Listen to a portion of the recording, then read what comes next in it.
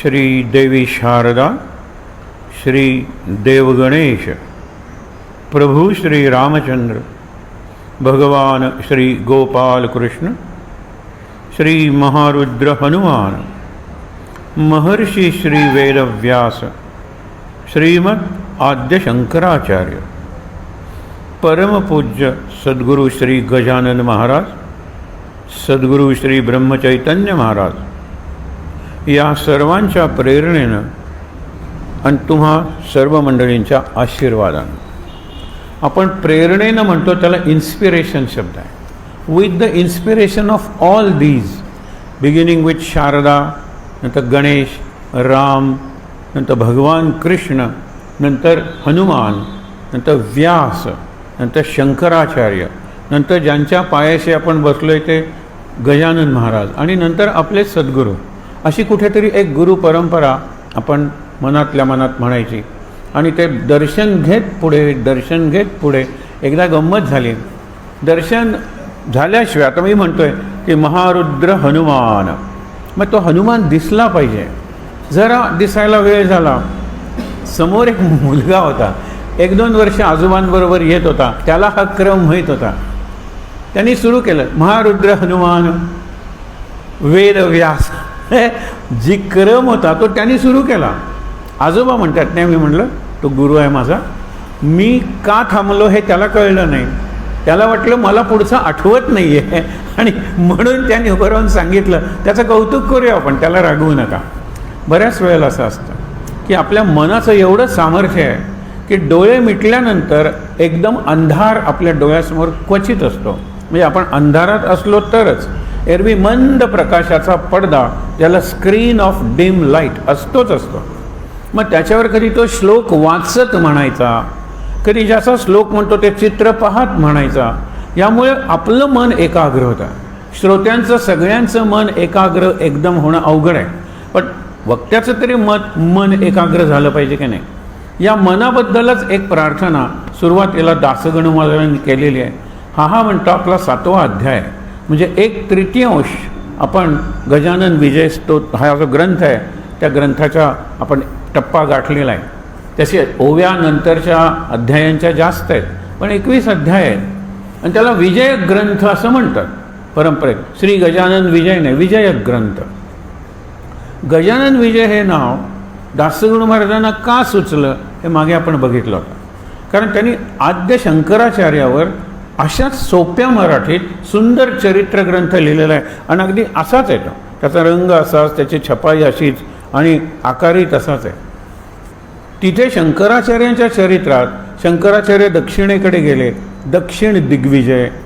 नंतर शंकराचार्यांनी अनेक विद्वानांचा पराभव केला, शांकर दिग्विजय. विजय ग्रंथ त्यालाही म्हणतात, म्हणून यांनी गजानन विजय केलं. गजानन महाराजांनी असं कोणाला पराभूत करण्यासाठी नाही, शंकराचार्यांचा उद्देशच तो होता की सगळं मत एकच आहे हे तुम्ही लक्षात घ्या, पण आपलंच मत तुम्ही श्रेष्ठ म्हणत असाल तर आपण वाद घालूया. पब्लिक डिबेट, ज्याला जाहीर वाद म्हणतात. आणि ज्याचा पराभव होईल त्यांनी दुसऱ्याचं शिष्यत्व स्वीकारायचं आणि आपलं मत टाकून त्याचं मत स्वीकारायचं. असे सगळे पंथ, उपपंथ, संप्रदाय शंकराचार्यांनी त्यांचा जे मुख्य होता त्यांचा पराभव केला. आणि पराभव केल्यानंतर सांगितलं काय की मी जरी नाव माझं शंकर असलं तरी विष्णूचाही मी उपासक आहे, शारदेचाही मी उपासक आहे, गजाननाचा कोण उपासक नाही आहे. म्हणून आपण उगीचच भांडतो. म्हणून त्यांनी जो प्रयोग केला तो प्रयोग आजही महत्त्वाचा आहे. त्याला पंचायतन पूजा म्हणतात. आपल्याकडे गोव्यात काय, कोकणात काय, एक कुठला तरी देव मध्ये आणि बाजूला 4 देव असले की आपण म्हणतो हनुमान प्रमुख पंचायतन, गणेश प्रमुख पंचायतन. मध्ये कुठले मुख्य देव आहे त्याचं नाव घ्यायचं, आणि बाकीचे इतर 4 देव काय कधी कधी जास्तही असतात, त्याला पंचायतन म्हणतात.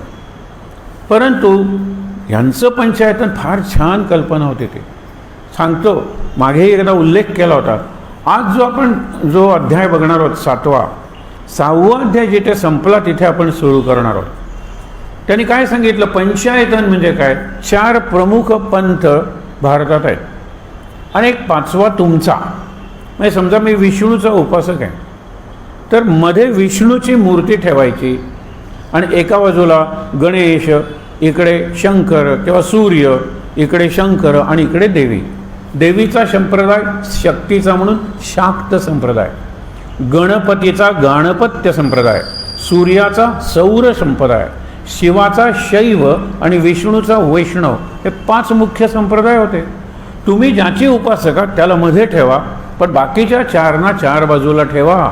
त्याला पंचायतन म्हणलं. आणि नंतर त्यांनी बारकावं काय सांगितलं, तुम्ही फक्त तुमच्याच देवाची आरती ओवाळा. बाकीच्या देवांची आरती तुम्ही म्हणली नाही तरी सुद्धा चालेल, पण तुम्ही ज्या वेळेला तुमच्या देवाची आरती ओवाळाल त्यावेळेला बाकीच्या देवांची आरती ओवाळलेलीच असेल. कारण प्रकाशाचं काय 1/5 प्रकाश तुम्ही याला देणार आहात का? नाही, प्रकाश एकच आहे. ते एकत्व सांगण्यासाठी त्यांनी पंचायतन पूजा केली. सगळे विजय मिळवल्यानंतर हे लक्षात घ्या. आणि हा जो विजय ग्रंथ गजानन विजय, त्याच्यात गजानन महाराजांनी निरनिराळ्या ठिकाणी जाऊन कोणते आपल्याला वाटतं चमत्कार, पण त्यांनी त्या सहज घटना घडवल्या. गेल्या वेळेला आपण कुठे थांबलो होतो, फार सुंदर ओव्या होत्या त्या. बंकटलाल हा आदर्श भक्त आहे आणि आदर्श शिष्य आहे. मी असं का म्हणतो, कारण आदर्श भक्त का हा प्रश्न आपल्या गुरुला विचारत नाही, नंतर विचारेल तुम्ही आम्हाला असं का सांगितलं. अगदी अलीकडच्या काळात बाबा बेलसरे यांनी गोंदवलेकर महाराजांवर आणि इतरही खूप छान वाङ्मय लिहिलं.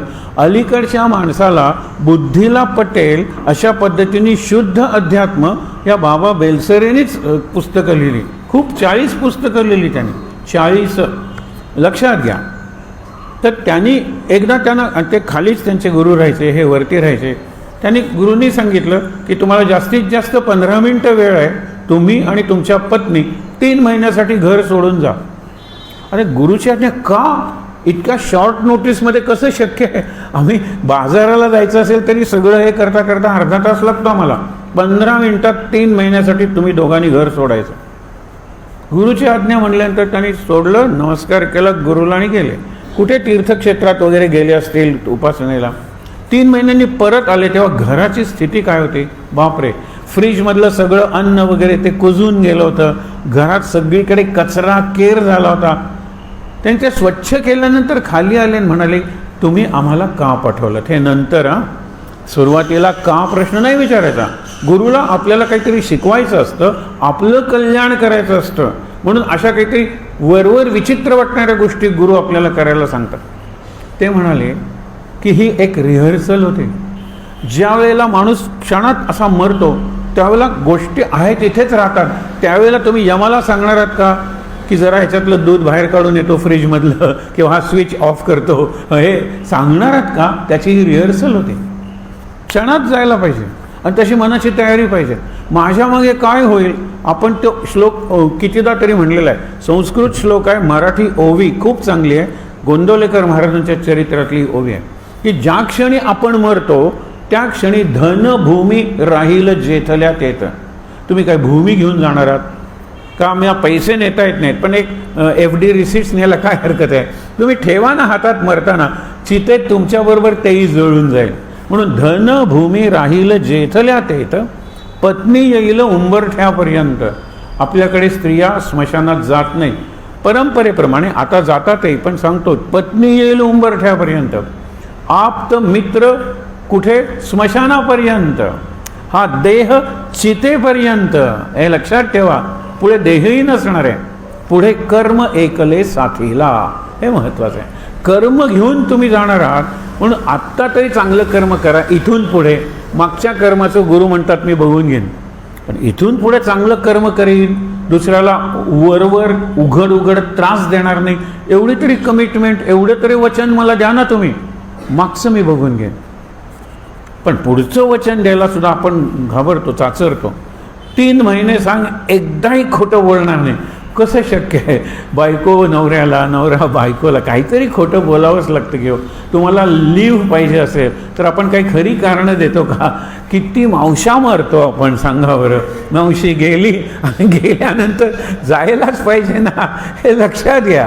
याला आपण प्रॅक्टिकल लाईज म्हणतो, व्यावहारिक असत्य. पण आपण नाही देऊ शकणार. 7 दिवस 3 दिवस काही असत्य तुम्ही न बोलता शांत जर राहिलात तरच तुमच्या तोंडून असत्य बाहेर पडणार नाही. म्हणून मौनाचं महत्त्व आहे. मौन म्हणताना तुमच्या तोंडून अपशब्द म्हणजे शिवी बाहेर पडणार नाही. कठोर शब्द, दुसऱ्याचं मन दुखवेल असा शब्द, अतिशयोक्ती करणारा शब्द बाहेरच पडणार नाही. म्हणून कमीत कमी शब्द वापरूया, कमीत कमी बोलूया आणि शक्य तितकं मौन पाळूया. बंकटलाल आदर्श का? ज्या वेळेला पिंपळगावला गजानन महाराज निघून गेले तो प्रसंग आपण बघितलाय. आणायला गेला, पण तुम्ही का गेला होतात प्रश्न नाही विचारला. आल्यानंतर त्यांनी एकच प्रार्थना केली की इथून पुढे जायचं असेल तिथे जा, पण आपल्या शेगावला परत या. हे एवढी त्यांनी प्रार्थना केली. का गेलात प्रश्न विचारला नाही. आता सुद्धा ते म्हणाले की आता श्रावण महिना आलेला आहे, महिनाभर उत्सव. आताही कदाचित त्या मारुतीच्या मंदिरात, आता मारुतीचं मंदिर ते भव्य झालं आहे, महिनाभर उत्सव असतो. उत्सव मारुतीचा पण सगळा रुबाब पाटलांचा असं ते म्हणतात. तो विषय आजपासून सुरू होणार आहे. ज्या वेळेला आता मी तुझ्या घरात राहणार नाही, बंकटलाला काय झालं असेल लक्षात ठेवा. हे 2 वर्ष जवळजवळ ते आहेत ना बंकटलालाच्या घरी, आणि त्याने आपला सगळा वरचा मजला रिकामा केलेला आहे, मंदिरच झालेलं आहे. आणि बंकटलालाच्या घरी जी छोटी जत्रा लागायची लोकांची, महाराजांचं दर्शन घ्यायला, महाराजांची पूजा करायला, महाराजांना नवस बोलायला, बोललेला नवस फेडायला, किती निर्जाळ कारणाने लोक येत होते. अशा वेळेला त्यांनी सांगितलं की मी आता येणार नाही. इथे गेला अध्याय संपला होता. त्या काही ओव्या तुम्हाला वाचून दाखवतो. त्यांनी काय सांगितलं? श्रावण मास आला, उत्सव होता, सुरू झाला मारुतीच्या राऊळात, मारुतीच्या मंदिरात उत्सव सुरू झाला होता. श्री महाराज काय म्हणाले? बोलले बंकटलालासी, मी आता या मंदिराशी राहीन जाण अहर्निशी, त्याचा शोक करू नको, तो दुःख करूच नकोस. मी आता अहर्निशी म्हणजे रात्रंदिवस, म्हणजे कायमचा मी या मंदिरात राहणार, मारुतीच्या मंदिरात राहणार. गोसावी संन्यासी फकीर, ही महत्त्वाची ओळ आहे. गोसावी संन्यासी फकीर याना कायमचे राहण्या घर, योग्य नाही साचार तुम्हा प्रापंचिकांचे. एक 3 दिवस तुमच्या घरी राहिलो बरं आहे. 2 वाक्य आहेत, एक मराठीतलं आणि एक संस्कृतमधलं, शंकराचार्यांचं आहे, फार चांगलं आहे. त्यांनी काय मराठीत काय म्हणतात? साधू हिंडता भरा, साधूंनी हिंडलं पाहिजे. हे आचार्य वगैरे त्यांनी प्रवास केला पाहिजे. विवेकानंद वगैरे सगळे प्रवास करणारे आहेत, कारण माझ्याकडे जे आहे ते सगळ्यांना मिळालं पाहिजे. शंकराचार्य संत हा वसंतासारखा असला पाहिजे. वसंत ऋतू, या बागेत त्यांनी बहार आणलेला आहे. त्या बागेच्या प्रेमात वसंत पडत नाही, तो दुसऱ्या बागेत जातो, तिथे बहार आणतो, तिसऱ्या बागेत जातो, वसंत सतत जात असतो. तसा संत गेला पाहिजे. आपल्याला जिथे लोक पसंत करतात तिथे संत राहिला की त्याचं संतत्व संपलं म्हणून समजा. संत वसंतवत, वसंतासारखा संत फिरत असला पाहिजे. हे तेच सांगतात की तुम्हा प्रापंचिकाचे घर कायमचे राहण्यासाठी आम्हाला योग्य नाही. मी परमहंस संन्यासी, मी परमहंस संन्यासी, आता राहतो मंदिराशी. तू बोलाविषयी ज्या दिवशी तेवढ्या पुरता येईन ते, तुम्हाला कुठेही बोलवलंस तेवढ्या पुरतं मी येईन, परत मी या मंदिराशी येईन. आता हे मंदिर निवडण्यात त्यांचा एक मोठा हेतू होता. सद्गुरूंना सगळं कळतं, त्यांना एवढा त्रास होणार होता त्या मंदिरात. आणि त्यांच्याबरोबर एक पाटील आधीपासून लागला होता त्यांचा भक्त म्हणून, तो भास्कर पाटील. त्याचा ह्याच्याशी काही संबंध नव्हता, या पाटलांशी काही संबंध नव्हता. पण मागे आपण बघितलीत शेगावात 17 पाटील घराणी होती आणि प्रत्येक घराण्याकडे एक एक काम दिलेलं होतं आणि ते नेमून दिलेलं काम होतं. यांनी काय करायचं? यांनी शेती कशी पिकली आहे ते सांगायचं, यांनी शेतीवरचा टॅक्स गोळा करायचा, यांनी गावाची स्वच्छता बघायची, यांनी सगळं. अशा प्रकारे 17 पाटील घराणी होती. त्यांचंही एकमेकात पटत नव्हतं, पण त्यातल्या त्यात श्रीमंत घराणं, शिवाय संतांचा उपदेश असलेलं घराणं आणि अनेक भाऊ असलेलं असं घराणं होतं. त्यांचा ज्या मंदिरावर आपण म्हणतो ना एका अर्थाने दरारा होता, तिथे महाराज राहायला गेले. भास्कर पाटील वरचेवर म्हणतोय नको इथे राहायला, आपण जाऊया ना माझ्या गावी, तिथे आरामात राहूया, इथे किती अपमान करतात तुमचा, तुमच्याशी कशा पद्धतीने बोलतात, आणि पुढे तर कहरच झाला. आपण ते वाचूया म्हणजे तुम्हाला कळेल. पहिल्यांदा जे ईशस्तवन करतात दासगणू महाराज, ते फार चांगलं असतं. म्हणजे आपल्याला प्रार्थना काय करायची, एक मध्यवर्ती कल्पना त्याच्यात असते. आपण काही ओव्या वाचूया, कारण यावेळेला रामाचं केलेलं आहे 7वा अवतार म्हणून 7वा अध्याय, पुढचा 8वा अवतार म्हणून कृष्णाचं स्तवन म्हणजे प्रार्थना स्तोत्र सुरुवातीला पुढच्या अध्यायाच्या केलेलं आहे. जय जयजी राघवा रामा, जय जयजी मेघश्यामा, संत जनांच्या विश्रामा, सीतापते दाशरथे. किती सोपं आहे बघा.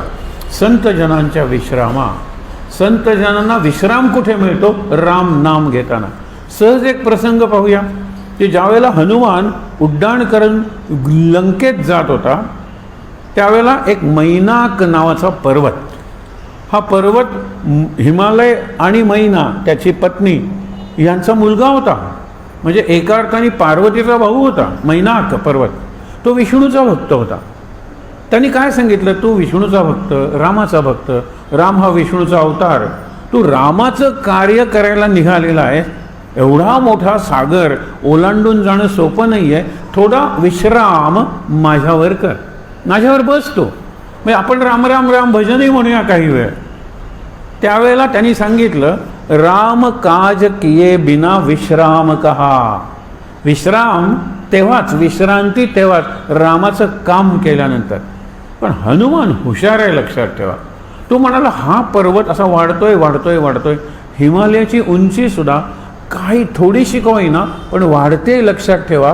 कारण तो अलीकडचा, बाकीच्या पर्वतांची वय बघितलं तर हिमालय नवीन आहे. तुम्हाला आश्चर्य वाटेल, हिमालय सागरातून वरती आलेला आहे. हिमालयाच्या मधल्या उंचीपर्यंत शंख शिंपले मिळतात, हे आश्चर्य वाटेल अशी माहिती आहे तुम्हाला. तर म्हणून तसाच हा मैनाक पर्वत जर वाढत वाढत आला, सीतेचा शोध लावून आपण परत येताना आपल्या वाटेत आला, तर आपल्याकडे कदाचित तेवढी शक्ती नसेल की पर्वत ओलांडून जाऊ. म्हणून तुझी इच्छा आहे ना, मी तुला स्पर्श करतो. म्हणून त्यांनी आपल्या पायाने तो मैनाक पर्वत इतका आत दाबला की परत येताना कितीही वर आला तरी माझ्या वाटेत येणारे, ज्याला अल्टिट्यूड म्हणतात ना, ही उंची मी सहज पार करून जाईन. ही त्याची बुद्धिमत्ता. स्पर्श केला आणि तो पुढे गेलाय. पण राम काम किये बिना विश्राम कहा, हे सूत्र आहे इथे. तेच आहे, तुझ्या कृपेनं वानर रामाला सगळ्यात श्रेष्ठ असा रघुनाथ का म्हणतात. रघुनी केवढा पराक्रम केला, तो देवांच्या मदतीला जात होता. रामाच्या आधी दशरथ, त्याला तर 100 मारण्यासाठी देवानीच बोलवलेलं होतं. आणि तिथेच त्या कैकेयीने ते चाक निखळत होतं, तिथे आपला हात घातला आणि ते युद्ध जिंकून दिलं. त्यावेळेला दशरथांनी तिला 2 वर दिले. ती म्हणली आत्ता मला वर नकोच, योग्य वेळी मागेन. आणि हा रामायणाचा क्लायमॅक्स आहे एका अर्थाने. रामाला वनवासात पाठवा, भरताला राज्य द्या, हे 2 वर तिने नंतर मागितले. पण म्हणजे देवांच्या मदतीला जाणारे राजे रामाच्या आधी झालेले आहेत, जो सूर्यवंश आहे त्याच्यात. मग रामाला श्रेष्ठ का, रघु, रघुनाथ कोण, राम. रघु, राघव कोण, राम. राघवेंद्र, रघुकुलपती, रघुकुलभूषण, राम का. कारण रामाने रावणासारख्या बलाढ्य राक्षसाला मारलं. मदत कोणाची होती, तर वानरांची होती. त्यांचं माणसाचं सैन्य नव्हतं, वानरांच्या मदतीनं त्यांनी रावणासारख्या बलाढ्य शत्रूचा पराभव केला. आणि तुम्हाला सहज जाता जाता सांगतो की सत्ताधारी हे कसे संधी साधू असतात. त्याचं एक सुंदर उदाहरण. बदनाम झालेला आहे इंद्र. इंद्र त्याला कळतं की राम हा पदाती म्हणजे पायी लढतोय, आणि इंद्रजित काय, रावणाचे इतर सैनिक काय, नंतर स्वतः रावण येतो, ते सगळे रथातून आहेत. रामाकडे रथ कसा काढतो, वनवासात आहे, वनवास अजून संपलेला नाही आहे. ज्या वेळेला इंद्रजिताला मारलं जातं, कुंभकर्णाचा वध होतो, त्यावेळेला इंद्राला पटतं की राम आता रावणाला मारू शकेल, तर रामाशी दोस्ती करावी. म्हणून आपला रथ आणि आपला सारथी मातली नावाचा इंद्र पाठवतो रावणाच्या युद्धाच्या आधी. तोपर्यंत कोण जिंकेल कुणाला माहीत आहे. उगीच रावणाचं वैर कशाला. हा साधा संधी साधू विचार, ज्याला ऑपॉर्च्युनिस्टिक म्हणतात ना, तसा हा दृष्टिकोन आहे. शेवटी पण राम म्हणाला नाही कशाला रथात, पण नंतर जांबुवान वगैरे म्हणले नाही रथातूनच त्यांच्याशी लढलं पाहिजे, म्हणून रामाने तो रथ आणि तो सारथी इंद्राचा तो स्वीकारला. पण तोपर्यंत इंद्राने बाजू घेतलेली नव्हती, हे लक्षात घ्या. त्यामुळे काय, तुझ्या कृपेने वानर बलिष्ठ झाले भूमीवर, ज्यांनी रावणाचा चक्काचूर केला देवा लंकेवरी, ऐशा अमोघ कृपेला होईल कामी योग्य भला. माझ्यावर कृपा कर मी सांगतोय, पण मी त्याला योग्य आहे का, पात्र आहे का, त्याला हल्ली आपण एलिजिबल म्हणतो, एलिजिबल आहे का. त्यांनी काय सांगितलं, याचा विचार जो मी केला तो ऐसे आले. विचार केला बघा, सगळीकडे विचार केला, विचार करा, विचार केला पाहिजे, चिंतन करा. ग्रंथ असेच वाचले पाहिजे. पारायण आपण जरूर भक्तिभावानं करूया, पण अभ्यासही करूया. 2 प्रती ठेवा. गजानन विजय काही महाग ग्रंथ नाही आहे. एक देवाची ठेवा जी पारायण प्रत आहे, आणि दुसरी अभ्यासाची घ्या ना. मग अभ्यासाच्या खोलीत त्याच्यावर खुणा करा, नोट्स काढा, हे सगळं करा तुम्ही. मी नेहमी तुम्हाला धन्यवाद देतो, कारण तुमच्यामुळे या ग्रंथाच्या नोट्स वगैरे काढण्याची मला संधी मिळाली, लक्षात ठेवा. नाहीतर या ग्रंथावर असं इतकं डिटेल दर महिन्याला 2 दिवस, ही गजानन महाराजांचीच इच्छा आहे. विचार करा तुम्ही. आणि म्हणून काय सांगितलेलं आहे, नाही ज्ञान नाही भक्ती, माझ्याकडे ज्ञान नाही, भक्ती नाही, खरी खुरी हे श्रीपती, ऐसी आहे माझी स्थिती, शोचनीय पांडुरंगा. पांडुरंग म्हणलेलं आहे, कारण त्यांचा पंढरपूरला वास होता, हे लक्षात ठेवा. पंढरपूरलाच त्यांचा अंतही झाला. पंढरपूरलाच त्यांना गेले भेटायला, पण ते म्हणाले मी ग्रंथ शेगावला येऊन लिहीन, आणि रोज 1 अध्याय, याप्रमाणे 21 दिवसात हे लेखन संपलं.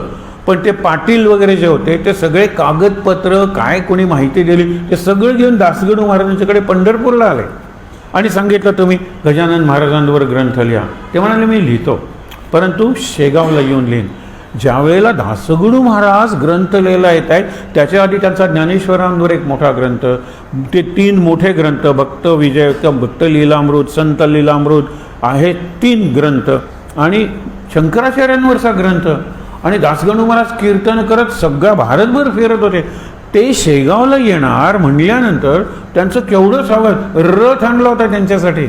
ते म्हणाले मी रथात बसणार नाही आहे, मी महाराजांकडे निघालो आहे, महाराजांच्याकडे पायी जायला पाहिजे, म्हणून त्या रेल्वे स्टेशनपासून ते पायी आले चालत.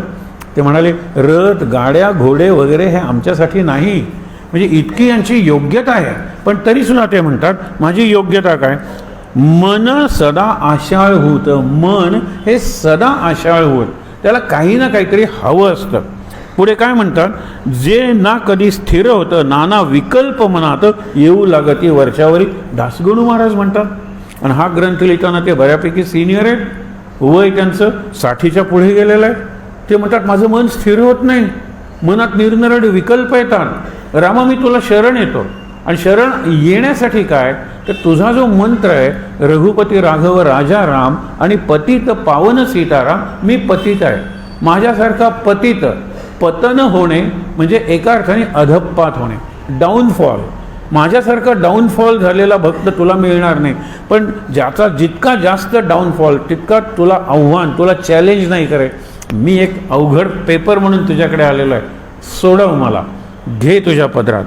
तुला आवडी पातक्याची, तुला पातकी माणूस जास्त आवडतो, पतित जास्त आवडतो, मनापासून आहे साची, ऐशी साक्ष पुराणाचे आहे की दीनबंधो. शेवटी रक्षी आपला मोठेपणा, मज सांभाळी नारायणा, दास गणू शरण चरणा, आता उपेक्षा करू नका. आता इतकं सगळं सांगितलं, आता उपेक्षा करू नका. इतकी सगळी झाल्यानंतर स्तुती, आता ते कथेकडे वळतात. मारुतीचा उत्सव करीत होता सारा गाव, याचा पुढारी खंडेराव पाटील गणेश कोळींचा. त्यांचा मूळ पुरुष गणेश पाटील, खूप ती पाटील मंडळी होती, याच कुटुंबातली किंवा याच घराण्यातली. खंडेराव मुख्य होता. तिथे फार चांगलं सांगितलं, लक्षात ठेवा, की पाटील घराणे जाणं आहे अतिपुरातन, घरचे धन कनक संपन्न, पसारा थोर शेतीचा. खूप मोठी शेती आणि धन पैसा आणि कनक म्हणजे सोनं, अलंकार, सगळ्या बाबतीत ते श्रीमंत. पूर्वीपासून यांच्या घरी संत सेवा होती खरी, आली भाग्ये जमेदारी, मग काय विचारता. जमीनदारी आली आणि संतांची सेवा होती. पुढे येणार आहे त्या संताचं नाव, आणि तिथे तो गुहेत वगैरे असा राहत होता अंडरग्राऊंड, आणि त्या चमत्कार केलेले आहेत त्यांनी प्रेताला उठवलेलं आहे, त्यांनी निरनिराळा म्हणजे गाईला दोफती केलेला आहे, हे इतर संतांच्यातले चमत्कार त्याच्याकडे घडलेले आहेत. आणि तो गोमाजी त्यांचं यंत्र चांगलं सोपा मंत्र होता, गीता भागवत ज्ञानेश्वरी रामकृष्ण विठ्ठल रे. सगळीकडे गीता भागवत ज्ञानेश्वरी रामकृष्ण विठ्ठल रे, गीता भागवत ज्ञानेश्वरी, म्हणजे पहिल्यांदा 3 ग्रंथ सांगितले आणि नंतर रामकृष्ण विठ्ठल हरी हा त्यांचा मंत्र होता. त्यांच्याकडे गेल्यानंतर असा मंत्र लोक म्हणायचे, जपायचे. आणि पंढरपूरला जाताना वाटेत ह्याला दर्शन घ्यायचं, तिथे पालखी वगैरे टेकवायची आणि मग पुढे दर्शनाला जायचं. हा ज्या पाटील मंडळींचा एक प्रघात होता, पद्धत होती. म्हणून पूर्वीपासून यांच्या घरी संत सेवा होती करी, आली भाग्ये जमेदारी जमीनदारी, मग काय विचारता. कुकाजी तो धाकटा, नावं विसरली तरी चालतील. पंढरीचा भक्त निका गोमाजी, आत्ता जो सांगितला त्या गोमाजीचा उपदेश देखा होता या घराण्यात. 1860 साली यांचा जन्म आहे. त्याच्यानंतर महाराज गोव्यात ह्याला शेगावमध्ये आलेले आहेत. म्हणजे हा आधीपासून आहे. पाटील घराण्याचा गजानन महाराज शेगावला येण्याआधीपासूनचा गुरु आहे आणि म्हणून त्यांच्यावर त्यांची कृपा आहे. ते झाल्यानंतर पुढे बघा, पाटील कडताजी कारण मुलगे होते 6 जण, 6 मुलं होती त्यावेळेला. कुकाजी नुसता भाग्यवान, पुत्र नव्हता. पुढे याचा संदर्भ येणारे लक्षात ठेवा. पुत्र नव्हता त्याची कुशी. कडताजी ही सगळी त्यांची नावं आहेत. पावता मरण 6 मुलांचे संगोपन कुकाजीने केले जाणं जन्मदात्या बापापरी. त्याला मूल नव्हतं पण भावाची 6 मुलं अशा पद्धतीने त्यांनी संगोपन केलं. कर्तृत्ववान होता हा कडताजी पाटील. त्याच्यानंतर आधीचं पाटील जमेदार, सत्ता हाती साचार, पैशाचा तो निघे धूर जयाची या सदनामध्ये. आता हे महत्त्वाचं आहे. बंधू सारे तालीम करती. तालीम म्हणजे व्यायाम, हल्ली जिम म्हणतो आपण, ते जिम. दांडपट्टे खेळती निरनिराळ्या प्रकारचे. कुस्तीचा तो शोक, शोक म्हणजे छंद अति होता हरी पाटलाचा. त्यातला हरी पाटील आहे, त्यांनी पहिल्यांदा प्रचंड त्रास दिला आणि तो त्यांचा अगदी कट्टर भक्त बनला. आज या पुस्तकात जर कुठल्या पाटलांचं चित्र असेल तर ते हरी पाटलाचं चित्र आहे. आणि त्यांनी एवढी व्यवस्था पहिल्यापासून लावली, कारण पहिल्यांदा खूप द्वेष केला, काय काय केलं, कुस्तीचं आव्हान दिलं आणि काय गंमत झाली ते बघा. आधीचं उत्सव नावाचा मारुतीचा, तरी जय जयकार पाटलाचा. पाटील म्हणतील तो शब्द त्यांचा झेलणे भागर राहताला. त्यांचा शब्द झेलला पाहिजे आणि ते सांगतील. आणि ते फार शिकलेली वगैरे सुसंस्कृत माणसं नव्हती. गजानन महाराजांमुळे त्यांना एक प्रकारचं आध्यात्मिक वळण लागलं जीवनाला. नेहमी कटकटी, मारामाऱ्या शेगावात होती खऱ्या. पाटील एका मापी साऱ्या लोकाप्रती मोजत असे. एक मापाने आपण म्हणतो ना, सब घोडे 12%. आता 12% म्हणतात. टक्के म्हणजे लोकांना पर्सेंटेज वाटतं. टका वॉज अ कॉईन. हे अरबांच्याकडे, अजूनही बांगलादेशात वगैरे टका म्हणतात. 12%, सब घोडे 12%. अरे प्रत्येक घोड्याचं वैशिष्ट्य असतं. सगळे विद्यार्थी सारखे आहेत बरोबर, पण प्रत्येक विद्यार्थ्याला इंडिव्हिज्युअल अटेन्शन द्यावं लागतं, because there are individual differences. सगळे विद्यार्थी तसे सारखे नसतात. त्यांचं फॅमिली बॅकग्राऊंड निराळ असतं, त्यांचं इकॉनॉमिक स्टेटस निराळ असतं. हे मी का सांगतो, भक्तांचं असंच असतं की हो, भक्त हा शिष्यच आहे म्हणजे विद्यार्थीच आहे. म्हणून हा सज्जन साधू संत त्यांच्या मनी येतं कधीही आला नाही की हा साधू संत आहे, ह्याला मारायला नको, ह्याला शिक्षा आपण अशी द्यायला नको, तशी शिक्षा देऊया, हा नाही. जर एखादा गोसावी, खराच गोसावी असेल आणि त्याच्यावर जर चोरीचा आरोप आला तर त्याला शिक्षा अशीच करायचे पाटील जी इतरांना करायचे. न वाटेल त्या बोलती सत्य, अद्वा तद्वा यथामती. अद्वा तद्वा म्हणजे बोलण्याला काही त्यांचा नियम नाही. वाटेल ते बोलतील, वाटेल ते शिव्या देतील आणि कुणालाही देतील. ज्याला मद आणि माज म्हणतो ना, ते दोन्ही ह्या पाटील मंडळींच्याकडे होतं. हा कॉन्ट्रास्ट सांगितलेला आहे. आता कसा बदल होतो ते बघा. असो पाटील बंधूंनी राऊळात येऊनी, मारुतीच्या मंदिरात पाटील मंडळी याची महाराजाते हेटाळणी करण्याचे ते सुरू केले. आता बंकटलालाला किती वाईट वाटत असेल सांगा बरं. एक बंकटलाल आणि दुसरा भास्कर पाटील काय बोलतात तुम्हाला ते. एक 2-3 नमुने दिलेले आहेत त्यांनी सांगितलेले. कोणी काय म्हणावे, ए पिशा गण्या, पिशा म्हणजे वेड्या, खातोस का ताककण्या, ही त्यांची लेव्हल आहे बोलण्याची. लहान मुलं एकमेकाला बोलतात ना, तर खातोस का ताककण्या, ऐशा गोष्टी अति उण्या त्यांनी कराव्या समर्थांची. कोणी म्हणावे खेळ कुस्ती, खेळतोस का कुस्ती, आम्हा सवे निश्चिती, तुला लोक बोलती योग योगेश्वर, योग तुला आहे ना, तुला सिद्ध झालेला आहे ना, कुस्ती कर आमच्याशी. काही दिवस त्याला तसं बोलू दिलं आणि नंतर त्याचे दाव प्रत्यंतर आम्हाला अनुभव दे ना, तरी आम्ही देऊ मार याचा करी विचार, बऱ्या बोलाने विचार कर. कुस्तीचं मी तुला आव्हान देतो, माझ्याशी कुस्ती खेळ, नाहीतर आमचा मार खा. काय म्हणजे ज्यांना मानत होते, एवढी गर्दी बंकटलालाकडे जात होते, तो त्याच गावात राहत होता. या पाटलांना काही माहीत नव्हतं. पण ज्याला आपण म्हणतो ना मध मानला, आपण कोकणीत म्हणतो तसा एवढा त्यांना मदांध झाले होते ते. पुढे काय झालं बघा, त्यांनी काय केलं की ह्याचे दावा ऐसा उर्मट प्रकार, उर्मट म्हणजे उद्धट, ॲरोगंट, मंदिरी चाले निरंतर, हे सहन होत नव्हतं बंकटलालाला. पण बंकटलाल का तुम्ही इथे आलात विचारत नव्हता. आणि दुसरं भास्कर पाटलाला, चला भास्कर पाटील काय म्हणायचा, समर्थासी ऐसे बदला, नका महाराज येथे राहू, चला अकोली ग्रामा जाऊ. अकोलीला आता त्यांनी ज्या विहिरीला पाणी आणलं ना, किती सुंदर ती विहीर बांधलेली आहे आणि गजानन महाराजांनी सजल केलेली विहीर अशी सरकार दरबारी नोंद आहे. आणि त्याला तर ते असं क्षेत्र मानतात की स्वर्गात जाण्यासाठी या विहिरीचं पाणी, इथे सगळी तीर्थ, सगळ्या नद्या या विहिरीत आहेत, हे असे बांधलेलं आहे.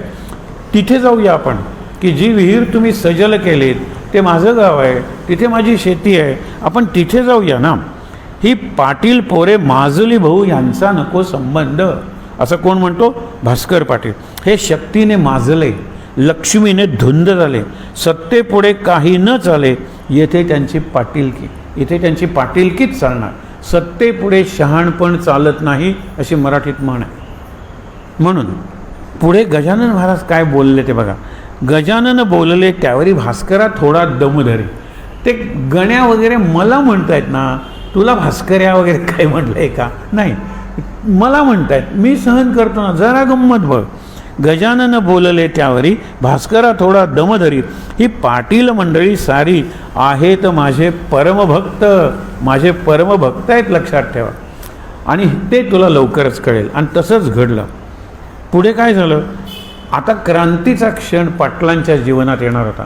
जसा वाल्याच्या जीवनात नारदांची भेट, प्रत्येकाच्या जीवनात एक क्षण असा येतो, तो क्षण पकडला मात्र पाहिजे, सगळं आयुष्य बदलून जातं. अजामेळाच्या ह्याच्यात तो क्षण आला, आयुष्य बदलून गेला त्याचा. तो दुष्ट होता, व्यसनी होता, पण पुढे एवढा बदलला, मुलाच्या प्रेमानं कोण पण नारायण नारायण नारायण सतत म्हणत राहिला. ही पोरे पाटलांची माझी लेकरे आहेत जाणायचं, माझी मुलं आहेत ती. मग मुलांनी जर आपल्या आजोबांची दाढी ओढली, मुलगा आजोबा म्हणला जा बोलत नाही, तू वेडा आहेस, तू मूर्ख आहेस, तू चांगला नाहीस, मला दिलं नाहीस चॉकलेट, हो ना, या स्तरावर हे बोलताय. तुला कळणार नाही, पण मला माहीत आहे पुढे काय घडणार आहे. कृपा आहे संतांची यांच्या कुळावर भास्करा, संतांची कृपा वाया जाणार नाही आहे. पुढे त्यांनी 2-3 फार चांगली उदाहरणं दिलेली आहेत, लक्षात ठेवा. जमेदाराला उर्मटपणा हे भूषण आहे म्हणाले. त्यांनी पुढे उदाहरण दिलंय की वाघाचं वजन गाई एवढं असणं बरोबर आहे का, वाघ वाघासारखा पाहिजे, आणि डरकाळी मारली पाहिजे, सिंहाने गर्जना केली पाहिजे. गाईसारखा हमरायला लागला तर त्याला काही अर्थ नाही आहे. तलवारीला मऊपणा, तलवारीला धार पाहिजे ना, आणि तलवार कठीण पाहिजे, उपयोग नाही. अग्नीचा तो थंडपणा सांग ठरावा. अग्नी म्हणाला नाही मी थंड होणार आहे, ठरले, मला प्रवचनं वाचली महाराजांची आणि उगीच गरम डोकं असणं चांगलं नाही, मी थंड व्हायचं ठरवलं, त्याला अग्नीच म्हणणार नाहीत लोक. जो तो आपल्या धर्माप्रमाणे आपल्या स्वभावाप्रमाणे वागणार आहे. आणि म्हणून गेल्यावरी काही काळ हा उर्मटपणा जाईल. आणि हे उदाहरण फार छान आहे. पावसाळ्याचे गढूळ जल हिवाळ्यात निवळ होईल. आता पावसाळ्यात सगळीकडे चिखल आणतात नद्या, पण हिवाळ्यात ते स्थिर झालं पाणी की निवळ होतं पाणीवरचं. म्हणून हे लक्षात ठेव. आत्ता पावसाळा चालू आहे, खळखळाट आहे, आणि मराठीत म्हण आहे उथळ पाण्याला खळखळाट फार. ज्या वेळेला हे पाणी डीप म्हणजे खोल होईल त्यावेळेला त्यांना कळेल, ते शांत होतील, लवकरच बघ. आणि हरिपाटलानं कुस्तीचं आव्हान दिलं, ते महाराजांनी स्वीकारलं. महाराजांनी सांगितलं काय की मला उठव, फक्त कुस्तीनंतर खेळूया ना, आम्ही बसतो. हात धरून पाटील घामाघूम झाला, त्याला उठवता आलं नाही. त्यांना हरी पाटलांनी कुस्तीत आव्हान दिलं, ते स्वीकारून पुढे काही असो याच्या पायी आता ठेवणे आली डोई. उठवता आलं नाही. हे योग पहिल्यांदा कसलं शरीराचं बल आहे, नंतर पैशाचं वगैरे बल आहे, नंतर सत्तेचं बल आहे, पण सगळ्यात योग बल आणि आत्मबल. आत्मबल ज्याच्याकडे आहे ना, तो कशालाच घाबरत नाही. तो मोठे मोठे पराक्रम किंवा आपण म्हणतो चमत्कार वाटाव्या अशा गोष्टी करून जातो. आत्मबल जे संतांच्याकडे असतं, योगबल योगी लोकांच्याकडे असतं. यांच्याकडे आत्मबल आहे आणि योगबल आहे. आणि याच्याकडे काय धनबल आहे, कोणाकडे सत्ताबल आहे पाटलाकडे, आणि शारीरिक बल आहे, आडदांड वाढलेला आहे तो, एवढंच आहे. म्हणून समर्थ म्हणाले हरीला, तू मला उठवू शकला नाहीस, घामाघूम झालास, आता मला बक्षीस दे. काय बक्षीस मागितलं? समर्थ म्हणाल, आता बक्षीस द्या आम्हाला, नाहीतरी चीत मजला तुला करावे लागेल कुस्तीत. पहिली संपत्ती शरीर, दुसरे ते घरदार, तिसरीचा तो प्रकार आहे धनमानाचा, पण सगळ्यात श्रेष्ठ योगबल आणि आत्मबल. तुझ्याप्रमाणे पूतनारी पाटील होता, पूतनारी पुतनेला मारणारा. आता इथे त्यांनी पहिला संदेश दिला. गजानन महाराजांचं जीवन निरर्थक नव्हतं. पुढे सुद्धा त्यांनी एकदा दिलेलं आहे, ज्यांचं अनेकदा पारायण झाले त्यांना आठवेल मी कुठल्या प्रसंगाला संदर्भ देतो. योग शिकवा. हे नुसतं असं बैलासारखं माजण्यापेक्षा योग शिका. योगाचं बळ चांगलं आहे.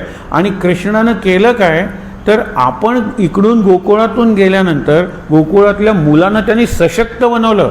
कृष्णाने घरोघरी होणारे यज्ञ बंद केले. त्याचं एक कारण काय होतं, अरे यज्ञात तुम्ही काय करताय, तूप घालताय, तिकडे जाऊन लोणी, तुमच्या मुलं पायाच्या काड्या झालेल्या आहेत. आत्ता मी आहे म्हणून कंसाने पाठवलेलं सगळ्या राक्षसांना मारलेलं आहे, पण मी लवकरच जाणार आहे सोडून, तुमचं रक्षण तुम्ही केलं पाहिजे. म्हणून त्यांनी त्या गोकुळातल्या गुराखांना सशक्त बनवलं.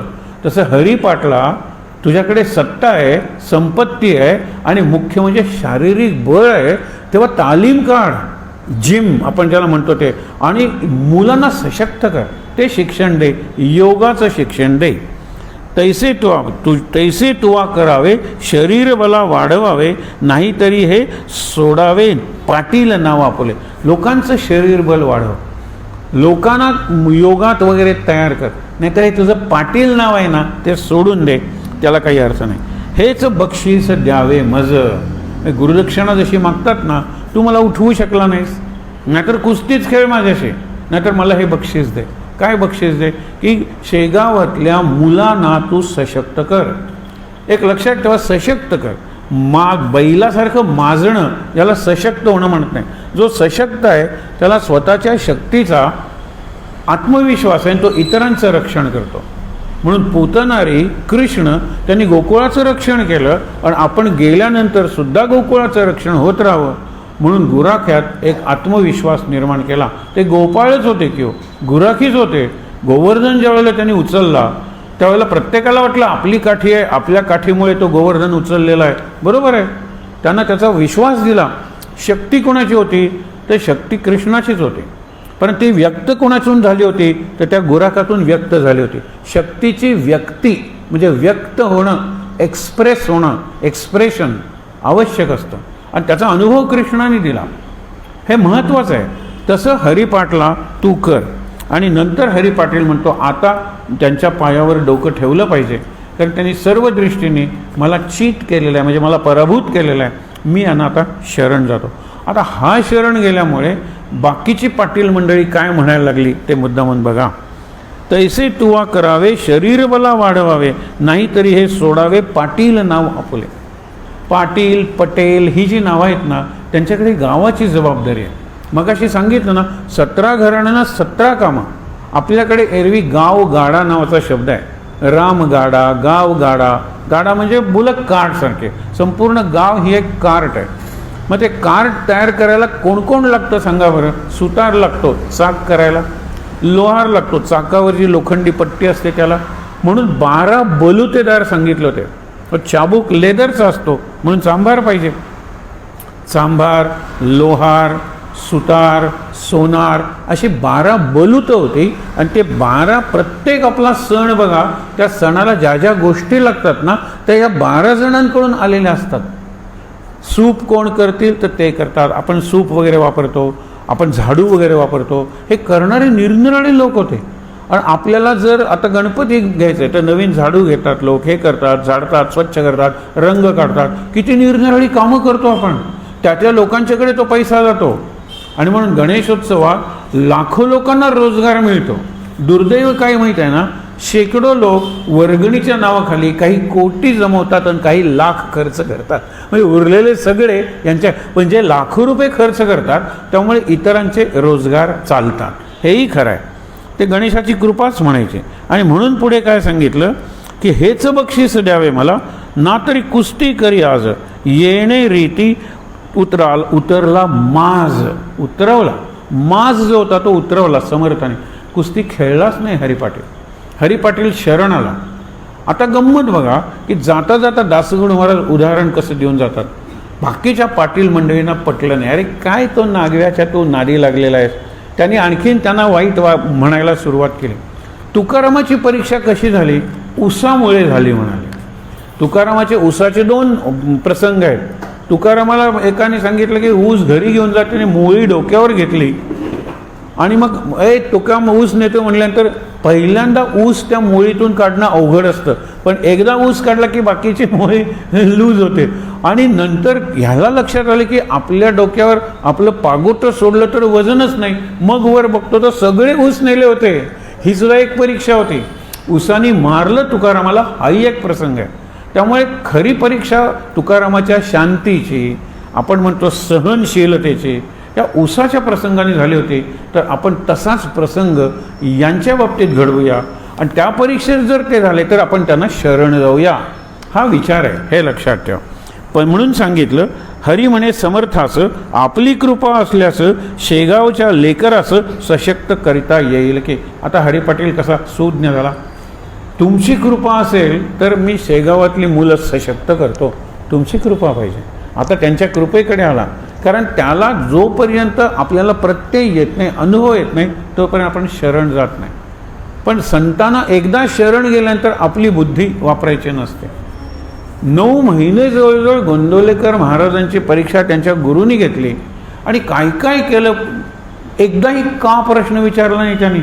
आणि काही प्रसंग तर असे आहेत, कोणीही सहज का प्रश्न विचारला असता उत्स्फूर्तपणे आणि नंतर म्हणला असता की नाही क्षमा करा मला हा प्रश्न विचारायचा नाही आला. एकदा सांगितलं वडाच्या झाडावर चढ आणि पानं तोडून टाक. त्याने पानं तोडली, 100-200 पानं तोडल्यानंतर खाली उतर म्हणाले. तुला काय दिसतं? तो म्हणतो जिथलं पान तोडलंय तिथे पांढरा दी खाल्लेला आहे. ते म्हणतात ते झाडाचं रक्त आहे. अरे रक्त बंबाळ केलंस तू, झाडाला वेदना होत असतील. आता ही सगळी पानं उचल आणि जिथे तोडलेस तिथे जोडतो. त्यांनी टोपली आणली. महाराजांनी का सुद्धा प्रश्न विचारला नाही, हे कसं शक्य आहे? असा प्रसंग अंगुलीमालाच्या जीवनात आहे. अंगुलीमाल हा राक्षस आहे, आपला वाले आहे तसाच हा अंगुलीमाल आहे. तो काय करतो, एकाला लुटल्यानंतर त्याची अंगुली म्हणजे त्याचं बोट काढून आपल्या गळ्यात घालतो. जसे ते मंडन मिश्र आहेत, विजयपत्रांची माळ घालून दिवसा मशाल घेऊन फिरायचे. अत्यंत बुद्धिमान होते, त्यांनी अनेक विद्वानांचा पराभव केला होता. शंकराचार्यांना सांगितलं गेलं की प्रधान मल्ल हे 5-7 पैलवान आहेत, त्याच्यात सगळ्यात मोठ्या पैलवानाला तू आव्हान दे आणि त्याचा पराभव केल्यानंतर बाकीचे पैलवान म्हणतात आम्ही कुस्ती खेळणार नाही, आम्ही आमचा पराभव मान्य करतो. तसं मंडन मिश्राकडे तो जा. कोणाला सांगतात? शंकराचार्य. कोण? कुमारील भट्ट. ते बाकीचं सांगत बसत नाही, पण हा प्रसंग खूप चांगला आहे. शंकराचार्य माहिष्मती नगरीत येतात, क्षिप्रा नदीच्या काठी. मंडन मिश्रांचं गाव. मंडन मिश्रांचं वय 64, शंकराचार्यांचं वय 16. काय आहे? आल्यानंतर म्हणतात स्नान करूया. त्या नदीत स्नान करतात आणि विचारतात की बायका आलेल्या असतात कपडे धुवायला, भांडी घासायला, की इथे मंडन मिश्रांचं घर कुठलं? हसायला लागतात त्या. ते शांतपणे विचारतात, मंडन मिश्र नावाचे जे विद्वान पंडित आहेत त्यांचं घर कुठं? तर जोरात हसायला लागतात. त्या म्हणाल्या तुम्हाला कळत नाही आहे का मी काय विचारतो? ते म्हणाले तुम्हाला कळत नाही आहे, तुम्ही रस्त्याने चालत जा, एक घर तुम्हाला असं आढळेल, त्याच्या बाहेर 2 पिंजरे टांगलेले असतील. एका पिंजऱ्यात राघू असेल, दुसऱ्या पिंजऱ्यात मैना असेल आणि दोघं जण एकमेकाशी संस्कृतमधून वाद घालत असतील. आत्मा, परमात्मा, पुनर्जन्म, पूर्वजन्म याच्यावर वाद घालत असतील. मग ते गेले, खरंच त्यांना घर दिसलं की पोपट असलेलं. आता शंकराचार्य गंमत करतात, त्यांच्या शिष्यांना आश्चर्य वाटलं. शंकराचार्यांचं एकंदर स्वभाव इतका नम्र आहे, इतका मृदू आहे की कुणाचं अंतःकरण ते दुखवू शकत नाही. मृदू सबाह्य नवनीत तैसे सज्जनाचे चित्त, आतून बाहेरून लोणी. बघा, आपण म्हणतो फणस आतून गोड असला तरी बाहेरून काटे. नारळ आपण म्हणतो बाहेरून कट्टे पण आतून गोड. पण इथे काहीच नाही आहे हो. मृदू सबाह्य नवनीत, आतून बाहेरून याच्यासारखा. भागवताचं वर्णन करतात की पूर्णपणे रस म्हणजे भागवत, त्याला बाहेरून साल नाही, आतून बी नाही. तसं चित्त सज्जनांचं असतं, तसं शंकराचार्यांचं होतं. पण शंकराचार्यांनी गंमत केली. तुम्हाला मी आधी उदाहरण देतो म्हणजे तुम्हाला त्या गमतीचं स्वरूप कळेल. तुमच्याकडे एक ऑल्सेशन कुत्रा आहे, बांधून ठेवलंय तुम्ही त्याला, आणि एक जण पाहुणा आला आणि कुत्रा भुंकायला लागला, पण तो निर्भयपणे त्याच्याकडे गेला आणि त्याने कुत्र्याला सोडून दिलं. कुत्रा निघून गेला पळून. तो मित्र तुमचा काय म्हणेल, कुत्र्याला का सोडलंस, अंगावर माझ्या भुंकत होता, त्याच्यासाठी काय ठेवलंय. येणाऱ्याच्या अंगावर भुंकून आम्हाला आत कळतं की कोणीतरी स्ट्रेंजर, कोणीतरी परका आलाय आणि तू त्याला सोडून दिलंस. तसं इथे यांनी पहिल्यांदा दोन्ही पिंजऱ्यांची दारं उघडली आणि त्या राघू मैनाला सोडून दिलं. ते म्हणाले ते काय म्हणतील, हे त्यांच्या घराचं वैशिष्ट्य आहे. ते म्हणाले इथेच तुम्ही चुकता, हे घराचं वैशिष्ट्य नाही आहे, हे त्यांच्या उद्धटपणाचं प्रतीक आहे. माझ्याकडचे पक्षीसुद्धा संस्कृतमध्ये वाद घालतात. आहे कोणाची तयारी माझ्याशी वाद घालण्याची, माझं सगळ्यांना खुलं आव्हान आहे. म्हणून जयपत्र घालायचे. तुझा पराभव झाला की लिहून दे की या ठिकाणी या दिवशी जो वाद झाला या विषयावर, त्याच्यात मंडन मिश्रांनी माझा पराभव केला, तुम्ही मान्य केला, हे मी लिहून देतो. मग ते पत्र, त्याला जयपत्र म्हणायचे. आणि दिवसा मशाल का, महाराजांच्या चरित्रावर प्रसंग आहे. महाराज ज्यावेळेला कर्नाटकात जाणार होते त्यावेळेला ब्रह्मानंद महाराजांनी दिवसा मशाली लावल्या. शिष्य विचारायला लागले हा वेडेपणा नाही का, हो वेळ म्हणूनच मी लावले आहे. लोक विचारायला येतील अरे दिवसा मशाली लावले असं काय आहे, अरे माझे गुरु येणार आहेत, या तुम्ही. हा जो प्रकार असतो ना, तसाच तो दिवसा मशाल घेऊन जायचा. शंकराचार्यांनी त्यांचा पराभव केला. शंकराचार्यांच्या चरित्रातला सगळ्यात सुंदर अध्याय आणि दासगणूंनी जे शंकराचार्यांचं चरित्र लिहिलेलं आहे, फार सोपा आणि फार सुंदर अध्याय आहे. त्याच्यातला की पराभव केला, त्यांना सुरेश्वराचार्य नाव दिलं आणि शृंगेरी हा जो पहिला मठ स्थापन केला, तिकडे निरनिराळ्या ठिकाणी निरनिराळी मत आहे, पण तिथे त्यांना शंकराचार्य बनवलं, मठाधीश बनवलं. फार मोठं कार्य आहे हे. तसंच अंगुलीमालाच्या बाबतीत एका माणसाला मारल्यानंतर त्याचं बोट कापायचा आणि त्याची माळ तयार केली होती, म्हणून त्याला अंगुलीमाल म्हणायचे. बुद्ध आलेला आहे, तसंच तो कुऱ्हाड घेऊन गेलेला आहे. बुद्ध शांत उभा आहे. बुद्ध त्याला सांगतो की अरे एक काम कर, मला तुझी भीती वाटत नाही आहे, तुला काय पाहिजे ते घे, माझ्या अंगावर फक्त वस्त्र आहे. वाल्याला नारद भेटले, नारदांच्याकडे वीणा होती, नारदांच्या चिपळ्या होत्या, नारदांच्याकडे खडावा होत्या, काही तर बुद्धाकडे काही नाही, फक्त एक ते भगवं वस्त्र नेसलेलं, ते पाहिजे असेल तर घे, मला त्याची गरज नाही आहे. पण तू एक काम कर, समोर जे झाड दिसते त्याची 3 पानं तोडून आण. आणली त्यांनी तोडून, आता जोडून ये. तो तोडलेली पानं कशी जोडता येते, हा तू तोडण्यापूर्वी का नाही विचार केलास. मला जर कोणाला जीव देता येत नसेल तर त्याचा जीव घेण्याचा मला काय अधिकार आहे. That was the turning point. खरंच मी हा विचारच केला नाही. मला जर दुसऱ्याला जीव देता येत असेल तर मी जीव घेतला, योग्य केलं, मी परत त्याला जिवंत करेल. पानं तोडलेली जोडता येत नाहीत. महाराजांनी हा प्रश्नच नाही विचारला का. इथे आता हरिपाटलाचं इथून पुढचं चरित्र असं आहे, व्यंकटलालचं चरित्र असं आहे, ते वरती गेले, जिथे पान तोडलं होतं तिथे जोडलं आणि पान ते जोडलं गेलं. हे सगळी गुरुची शक्ती आहे. असं घडेल का, कशाला विचार करता. आपण तत्व बघूया की आपल्याला आपले गुरु जे प्रत्यक्ष अप्रत्यक्ष सांगतात आपण त्याप्रमाणे जायला पाहिजे, त्याला कंडिशन्स घालता कामा नये. मी पुढच्या वर्षी गेलो तर चालणार नाही का गुरुदेव? गुरुदेव म्हणायचं. ते आत्ता जा सांगतायत आणि मी पुढच्या वर्षी, गुरुदेव म्हणतील जा बाबा, कारण गुरुदेवाला माहीत आहे हा 6 महिन्यात मरणार आहे आणि हा पुढच्या वर्षीचं वचन देतो. आत्ता लगेच निघालं पाहिजे. यद हरेव विरजेत तद हरेव प्रव्रजेत. ज्या क्षणी संन्यास घ्यावाचा वाटतो त्या क्षणी जो संन्यास घेतो तोच संन्यासी बनतो. नाही तर मुहूर्त पाहून जो संन्यास घेतो, यज्ञ वगैरे करून जो संन्यास घेतो, मग जाऊच म्हणतोस जातो, असं म्हणत म्हणत तो जातो.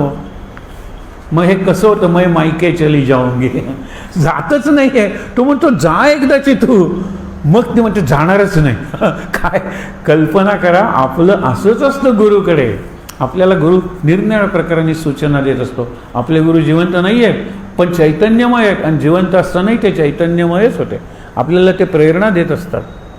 कधी कधी आपल्याला प्रेरणा मिळून एखादं प्रापंचिक काम झालं की आपण म्हणतो की बघा महाराजांनी प्रेरणा दिली होती. पण उपासने बाबतीत महाराज ज्या वेळेला प्रेरणा देतात त्या का नाही आपण ऐकत? प्रपंचाच्या बाबतीत आपण ऐकतो, उपासनेच्या बाबतीत आपण ऐकत नाही, कारण त्याच्यात कष्ट असतात. इथेच खरी परीक्षा असते. मग तो अंगुलीमाल सगळं टाकून ती माल काढून बुद्धामागे गेला, इतका सुधारला की त्याला संत अंगुलीमाल म्हणायला लागले. इथे हरिपाटलाचा तो एवढा दुष्ट वगैरे नव्हता, पण आता एवढा शरण गेला आणि आज त्यांच्या पोथीत हरिपाटलाचा फोटो आधी आहे. हे महत्त्वाचं आहे, कारण व्यवस्था वर्षानुवर्ष चाललेली आहे किंवा. आणि मग जवळजवळ 80 वर्ष झाली ना ग्रंथ लिहून. त्याच्या आधी गजानन महाराजांचं अवतार कार्य संपलेलं आहे. 1900 आपण म्हणतो ना 10 साली संपलेलं आहे. तरीही व्यवस्था चालू आहे, विकास होतोय. येणारा प्रत्येक जण इतका तो सांगतो निरपेक्ष आणि स्वच्छ माणूस आहे. बाकीच्या संस्थानात करप्शन किंवा अपहार, निरनिराळे गैरव्यवहार आढळतात. याच्यात शेगावला कधी आढळलेला नाही. शिर्डी वगैरे सुद्धा त्याच्या खाली येऊन गेलेलं आहे. तिरुपती वगैरे सुद्धा निरनिराळे झालेलं आहे. शेगावचा एक असा विचार आहे, शेगाव, गोंदवले अशी काही देवस्थान आहेत, अपहार नाही झालेला. कारण अशा प्रकारे त्यांना आपल्या भजनाला लावलं, म्हणजे आपल्या भक्तीला लावलं. त्या दिवसापासून हरीने दिले सोडून अद्वा तद्वा भाषण करणे पुण्यपुरुषासी. पुण्यपुरुष आहे हा, सज्जन आहे हा, संत आहे. आता वाटेल तसं भाषण करणं हरीनं तरी बंद केलं. ही पाहून त्याची कृती, त्याला उपरती म्हणतात. रती म्हणजे इंटरेस्ट, गोडी, आणि उपरती म्हणजे त्याच्याबरोबर विरुद्ध. आता इंटरेस्ट नाही मला, I was interested in playing games with money, now I am not interested. असा रती होती ती उपरती झाली. तशी हरिपाटलाला उपरती झाली. ही बाकीच्या त्याच्या भावंडांना आवडलं नाही. म्हणून इतर बंधू बोलती हरी तू त्या जोगड्याप्रती, इकडे तो हरी म्हणतो पुण्यपुरुष, आणि इकडे हे जोगड्या म्हणतात त्याला. का भीतोस कळे ना, तू त्याला भीतोस का? त्यांनी तुला उठवायला सांगितलं, तुला उठवता आलं नाही. अरे आपण एकत्र येऊन त्यांना आव्हान देऊया, बघूया काय करतात. त्या पिशाचे थोतांड, त्याला परत पिशाच म्हणतात बाकीचे लोक. त्या पिशाचे थोतांड, थोतांड म्हणजे आपण म्हणतो ना सगळा खोटेपणा, फ्रॉड, हल्लीचा शब्द आहे लाडका, भोंदूपणा. त्याचे थोतांड गावी माजले उदंड, त्याचा पाहिजे काढला दांड, म्हणजे त्याला दंड दिला पाहिजे, त्याला शिक्षा दिली पाहिजे. लोकांना सावध करायला, कारण लोक त्याच्या आहारी गेलेले आहेत आणि ही अंधश्रद्धा आहे. ही जर अंधश्रद्धा असेल तर आपण विचार करायला पाहिजे. आता पाटील बंधूंनी त्यांची जी परीक्षा घेतली ती अत्यंत अवघड परीक्षा होती, पण नंतर मात्र शरणागती, ते संपूर्ण पाटील कुटुंब शरण आलं. आणि मग तो सगळा आपण म्हणतो ना कायापालट व्हायला लागला. सोन्याचा कस लावल्या विना न कळे रे सोनेपणा. कसोटी घेतली पाहिजे, कसोटी, कसवटी, कस. सोन्याचा तो एक दगड असतो, टच स्टोन म्हणतात त्याला. निकष हा एक शब्द आहे. तर त्याच्यावर घासून बघतात सोनं खरं आहे का त्याच्यात भेसळ म्हणजे मिक्स दुसरे धातू केलेले आहे. तर तसा ह्याचा कस हा खरा किती योगी आहे हे पाहण्यासाठी आपण याची परीक्षा घेऊया. परीक्षा काय घ्यायची? सोन्या कस लाविल्या विना न कळे रे सोनेपणा, तुकारामाचा शांतपणा कळून आला उसाने. तुम्हाला मगाशी सांगितलं उसाने मारलं, ऊस सगळे लुटून नेले. तुकारामाची ती खरी परीक्षा होती, त्याच्या उदारतेची, सहनशीलतेची. ज्ञानेश तेव्हा साधू कळला. ज्ञानेश्वरांना साधू केव्हा म्हणायला लागले? जेव्हा रेडा वेद बोलिला, परीक्षेविण कवणाला अस्थानी मान देऊ नये. परीक्षा घेऊ ना आपण यांची. आणि परीक्षा घेतली ते फार सुंदर वर्णन केलेलं आहे की उसाचा मार ज्यांनी दिला त्यांना उसाचा रस दिला. मार कुठे आणि रस कुठे हेच महत्त्वाचं आहे. म्हणून चल परीक्षा तयाची आज आपण करूसाची, मोळी घेऊन उसाची मंदिरात पातले. उसाची मोळी घेऊन ही अनेक पाटील ते बंधू होते. पाटील बंधू म्हणाले आम्ही उसाचे करू प्रहार, तुझ्या येधवा म्हणजे आत्ता अंगावर त्याचे वळ ना उठले जर तरीच योगी मानू तुला. वळ म्हणजे मारल्यानंतर जो स्कार उठतो, मार्क उठतो, खून, त्याला वळ म्हणतात. आम्ही तुला उसानं मारू, बांबूनं मारण्यापेक्षा उसानं मार. ऊस सॉलिड असतो, वेत म्हणतात ना, वेतानं मारतात, केन इंग्लिशमध्ये म्हणतात, तसा उसानं मारतो तुला. भास्कर म्हणे पोरासी, हे खरंच मारतील कारण उसाची मोळी घेऊन आलेले आहेत आणि अत्यंत उद्धट आहेत, त्यांना माज चढलाय त्यांच्या संपत्तीचा. भास्कर म्हणे पोरासी, नका मारू समर्थासी, या उसाने आज दिवशी हे काही बरे नव्हते, आज मारू नका, उद्या आज रात्री आपण त्यांना घेऊन जाऊया. भास्कराच्या मनात असं काहीतरी आलं असेल, आज तरी त्यांना मारू नका किंवा आत्ता मारू नका. हे महासाधू तुम्हासी जरी न वाटले मानसी, तुम्हाला हे साधू वगैरे वाटत नाहीत, तुम्हाला हे भोंदू वाटतात, दुर्लक्ष करा ना, इग्नोर हिम. मारता कशाला, परीक्षा कशाला घेता. हे महासाधू तुम्हासी जरी न वाटतील मानसी, तरी हीन दीन लेखून यासी द्यावे सोडून, सोडून द्या ना, हेच बरे. यावरी म्हणती पोरे म्हणजे पाटील बंधू काय म्हणाले, तुमचे भाषण ऐकले सारे, पुरं झालं. गावीचे लोक अत्यादरे योग योगेश्वर म्हणती, याला योग योगेश्वर म्हणतात. आम्हाला ते पटत नाही, आम्ही सिद्ध करणार आणि मगच मानणार. आणि म्हणून काय सांगितलेलं आहे, म्हणून याचा पहाया योग आम्ही येथे आलो चांग. चांग म्हणजे अगदी तयारीने आलेलो आहे.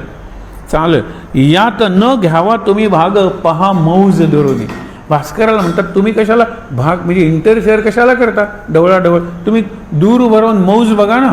आम्ही याला मारतो आणि बघा अंगावर कसे उघड उठत आहेत ते, ऐग करतो की नाही ते बघा, तुम्ही मौज बघा, मध्ये काही येऊ नका. त्यांचा योग काय, ते योगाची परीक्षा. परीक्षा खरं कोणी घ्यायची असते सांगा बरं. जो परीक्षा घेतो तो त्या बाबतीत त्याच्यापेक्षा श्रेष्ठ असावा लागतो. आम्ही नेहमी साधं उदाहरण देतो, चौथीचे पेपर तपासायला 5वी तरी पास झालेला असला पाहिजे की नाही, हे साधं गणित आहे. म्हणून बऱ्याच वेळेला हे जजेस असतात ना, त्यांना ते ज्याचं जज करतात त्याचं ओ की ठो माहीत नसतं, कुणीतरी आणून बसवलेलं असतं. त्याला स्पीच म्हणजे काय माहीत नाही, तो वक्तृत्वाला मार्क्स देतो. परवा तर एका ठिकाणी सांगितलं मी मार्क्स देत नाही म्हणे, म्हणजे जणू काय याचं तत्व आहे. मग जज म्हणून त्याला बोलवलं कशाला, आणि मग कसलं ते जजमेंट, मी मार्क्स देत नाही, ब्लँक दिला पेपर. तुम्ही सांगा मग ते बरोबर आहे की नाही ते मी सांगतो. हे फार उद्धटपणा आहे हा डिस्क्वालिफाय झाला पाहिजे जज. पण जजला डिस्क्वालिफाय करणं म्हणजे पुन्हा स्पर्धा पुन्हा घेण्यासारखं आहे. त्याला पालकांचे ऑब्जेक्शन नसेल, परंतु हे चुकीचं आहे. एक तुम्हाला सहज उदाहरण सांगतो की कसं जीवन असतं ते. एक शिक्षिका आली होती इंटरव्ह्यूला आणि खरंच अत्यंत हायली क्वालिफाईड, सुंदर म्हणजे कमांडिंग अशी तिची पर्सनॅलिटी होती. आम्ही विचारलेल्या प्रश्नांना तिने इतकी चांगली उत्तरं दिली, लक्षात ठेवा. बाहेर आणखीन 2-3 कॅन्डिडेट्स बसलेले होते. आमचे प्रश्न झालेत म्हटल्यानंतर तिने आम्हाला 2 प्रश्न विचारले. Why are you giving marks with pencil, हा साधा प्रश्न होता. तुम्ही पेननं मार्क्स का नाही देत, म्हणजे are you going to change those marks. म्हटलं तुझा प्रश्न कळला, I am going to change marks, तुला बोलवून चेंज करीन. आश्चर्य वाटलं तिला की मला वाटलं की तुम्ही म्हणाल ना no no nothing like that, just like that, असं काहीतरी उत्तर द्या. म्हटलं मुद्दामून, वी हॅव अ पर्पज. नंतर तिने दुसरा प्रश्न विचारला, तुमच्या सगळ्या प्रश्नांना मी उत्तर दिले, मी अत्यंत हायली क्वालिफाईड आहे, रिक्वायर्ड क्वालिफिकेशन्सपेक्षा मी चांगलं शिकवते, मला ही नोकरी नक्की मिळणार ना. म्हणलं तू जे म्हणलीस ते अगदी खरं आहे, पण बाहेर 3 जण बसलेत, त्याच्यात एक तुझ्यापेक्षा चांगली नसेल हे तू कसं सांगू शकशील. तुला मी 10तले 10 मार्क्स दिलेत बरोबर, बाहेर जर एखादी तुझ्यापेक्षा चांगली असेल तर तिला 10तले 11 कसे देणार आहे. म्हणून मी तिला 10तले 10 तुझे 9 करणार आहे, कारण कॉम्पिटिशन आहे ना तुमच्यात, म्हणून पेन्सिलने मार्क्स आहे. तिला ते इतकं पटलं म्हणलं आम्ही बिलकुल पार्शालिटी करणार नाही आहोत, आम्ही मेरिटवरच देणार आहोत. पण त्या तिघी तुझ्यापेक्षा हुशार नाहीत हे तुला कसं कळलं? जर एखादी हुशार असेल तर मी तुला बोलवेन आणि तुझ्या देखत तुझे 10चे 9 करेन आणि त्याला 10तले 10 मार्क्स देईन, कारण त्याची उत्तरं जास्त चांगली आहेत. हिला नोकरी मिळाली कारण बाकीच्या तिघं हिच्या इतक्या चांगल्या नव्हत्या. पण तुम्हाला सांगतो की प्रश्न विचारल्यानंतर आपल्याकडे उत्तर केव्हा असतं? माझा कॉन्शियन्स क्लिअर असेल तर. मी विचार करून जर एखादी कृती करत असेन तर एक असेच हे तुम्हाला का सांगतोय? गजानन महाराजांना आधी माहीत होतं की पाटील मंडळी कशीही वागली तरी पुढे आपल्याला शरण येणार आहे. आपल्याला सुद्धा असे अनुभव येतात. भक्त निरनिराळे प्रश्न विचारतात. एकाने विचारलं, मी अत्यंत सिनियर मोस्ट आहे, वयानं पहिल्या दिवसापासून मंदिरात येतोय आणि मंदिरात तुम्ही यादी लावलेली आहे, त्याच्यात माझं नाव शेवटी कसं? पहिल्यांदा पाहिजे. म्हटलं सिनियरिटी कशी ठरवायची हो? वयाने ठरवायचे तर आमच्याकडे बर्थ सर्टिफिकेट कोणाचं आहे, म्हणून बेस्ट वे अल्फाबेटिकली. आणि तुमचं नावच असं आहे, तुमचं नाव पहिलं यावं म्हणून आम्ही विचार केला, कारण तुमची श्रेष्ठता वयाची आम्हाला मान्य आहे. म्हणलं की ABCD कशाला? कारण हे Wने सुरू होतं नाव. म्हणलं आपण अ ब क ड किंवा क ख ग सुरू तरी सुद्धा व शेवटीच येतं की हो. करू काय? तुमचं नाव जे आहे ना ते बदलून अने सुरू करूया. म्हणजे वाळवे असेल तर आळवे करूया. हे दोन्ही आडनाव आहे. मग आम्ही पहिलं लिहितो, कारण तुमचा मान आम्ही मान्य करतो. ते म्हणाले हे उत्तर तुम्ही आधी तयार करून ठेवलं होतं. नाही, पण हे यादी तयार करताना आम्ही विचार केला होता म्हणून आम्ही असं उत्तर द्या. एक आणखीन तुम्हाला उदाहरण सांगतो. म्हणजे हे कशासाठी सांगतोय की मी जी कृती करेन त्याच्यामागे थोडा विचार पाहिजे.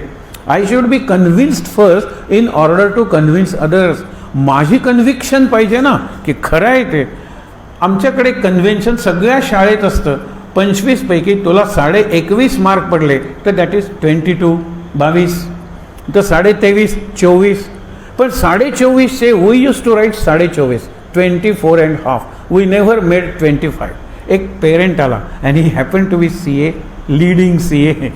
म्हणाला तुम्ही हा नियम, तिला बाकीच्या पेपरमध्ये तुम्ही 21.5चे 22, हुशार मुलगी होती, 24.5चे 25 का नाही केलेत? म्हटलं बरं झालं तुम्ही आलात, बसा खाली. पेपर मागवला तिचा, अर्धा मार्क का घालवलाय? नाही, तिची इथे चूक झालेली आहे थोडीशी.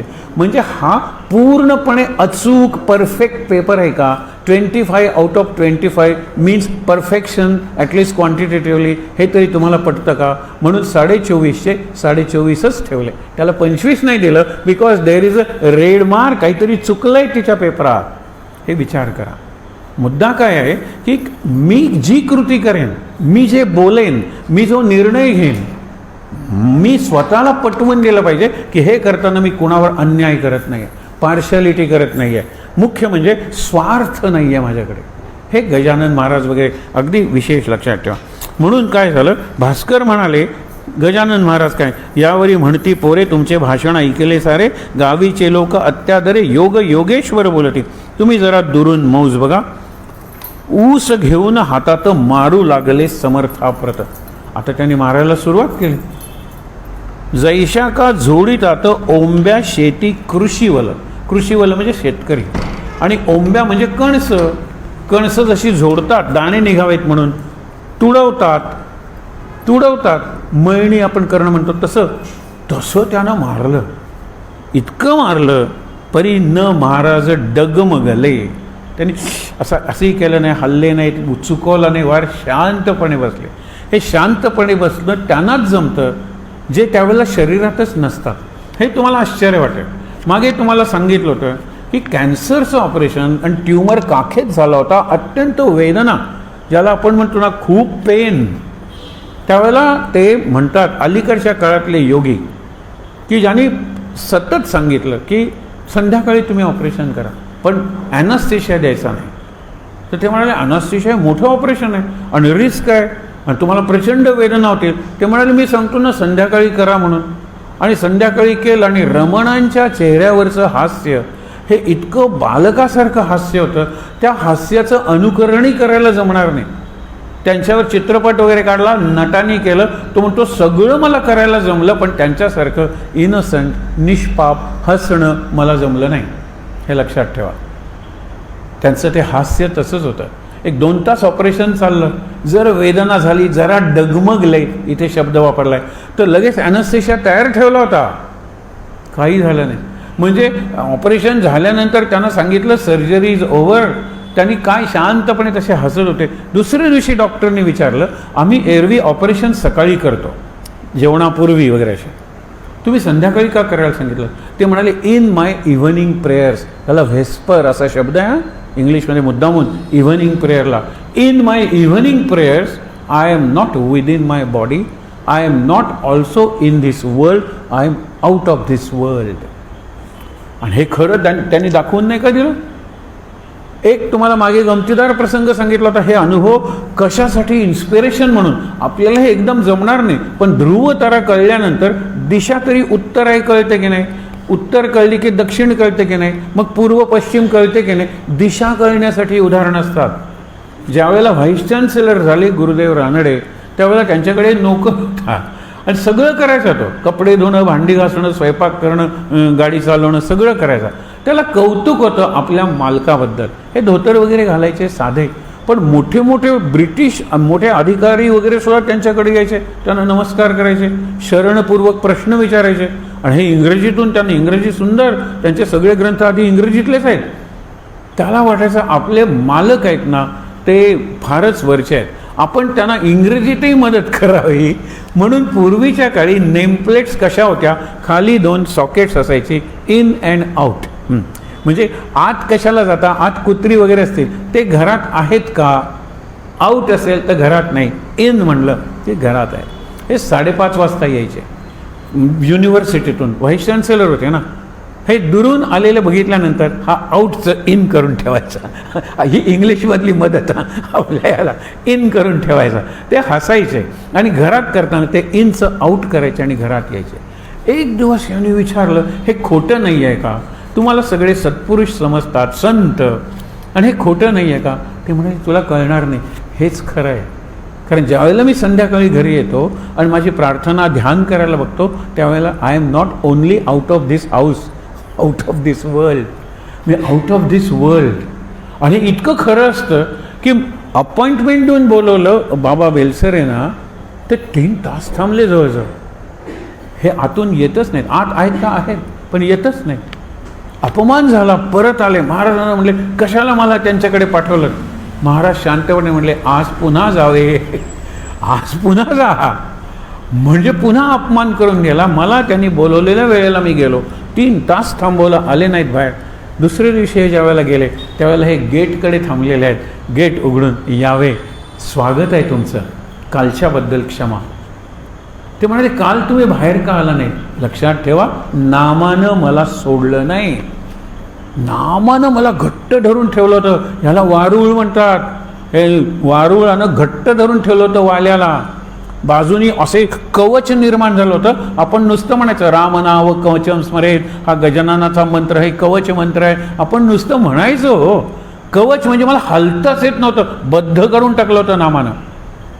पुढे राधाकृष्णन ज्या वेळेला आले आणि त्यांनी प्रश्नोत्तर झाली, राधाकृष्णन म्हणले किती छान उत्तरं दिलीत तुम्ही, वेद, गीता, उपनिषद याच्यावरची चर्चा, पण माझं समाधान झालं नाही, पुन्हा केव्हा येऊ, नाम सोडेल तेव्हा.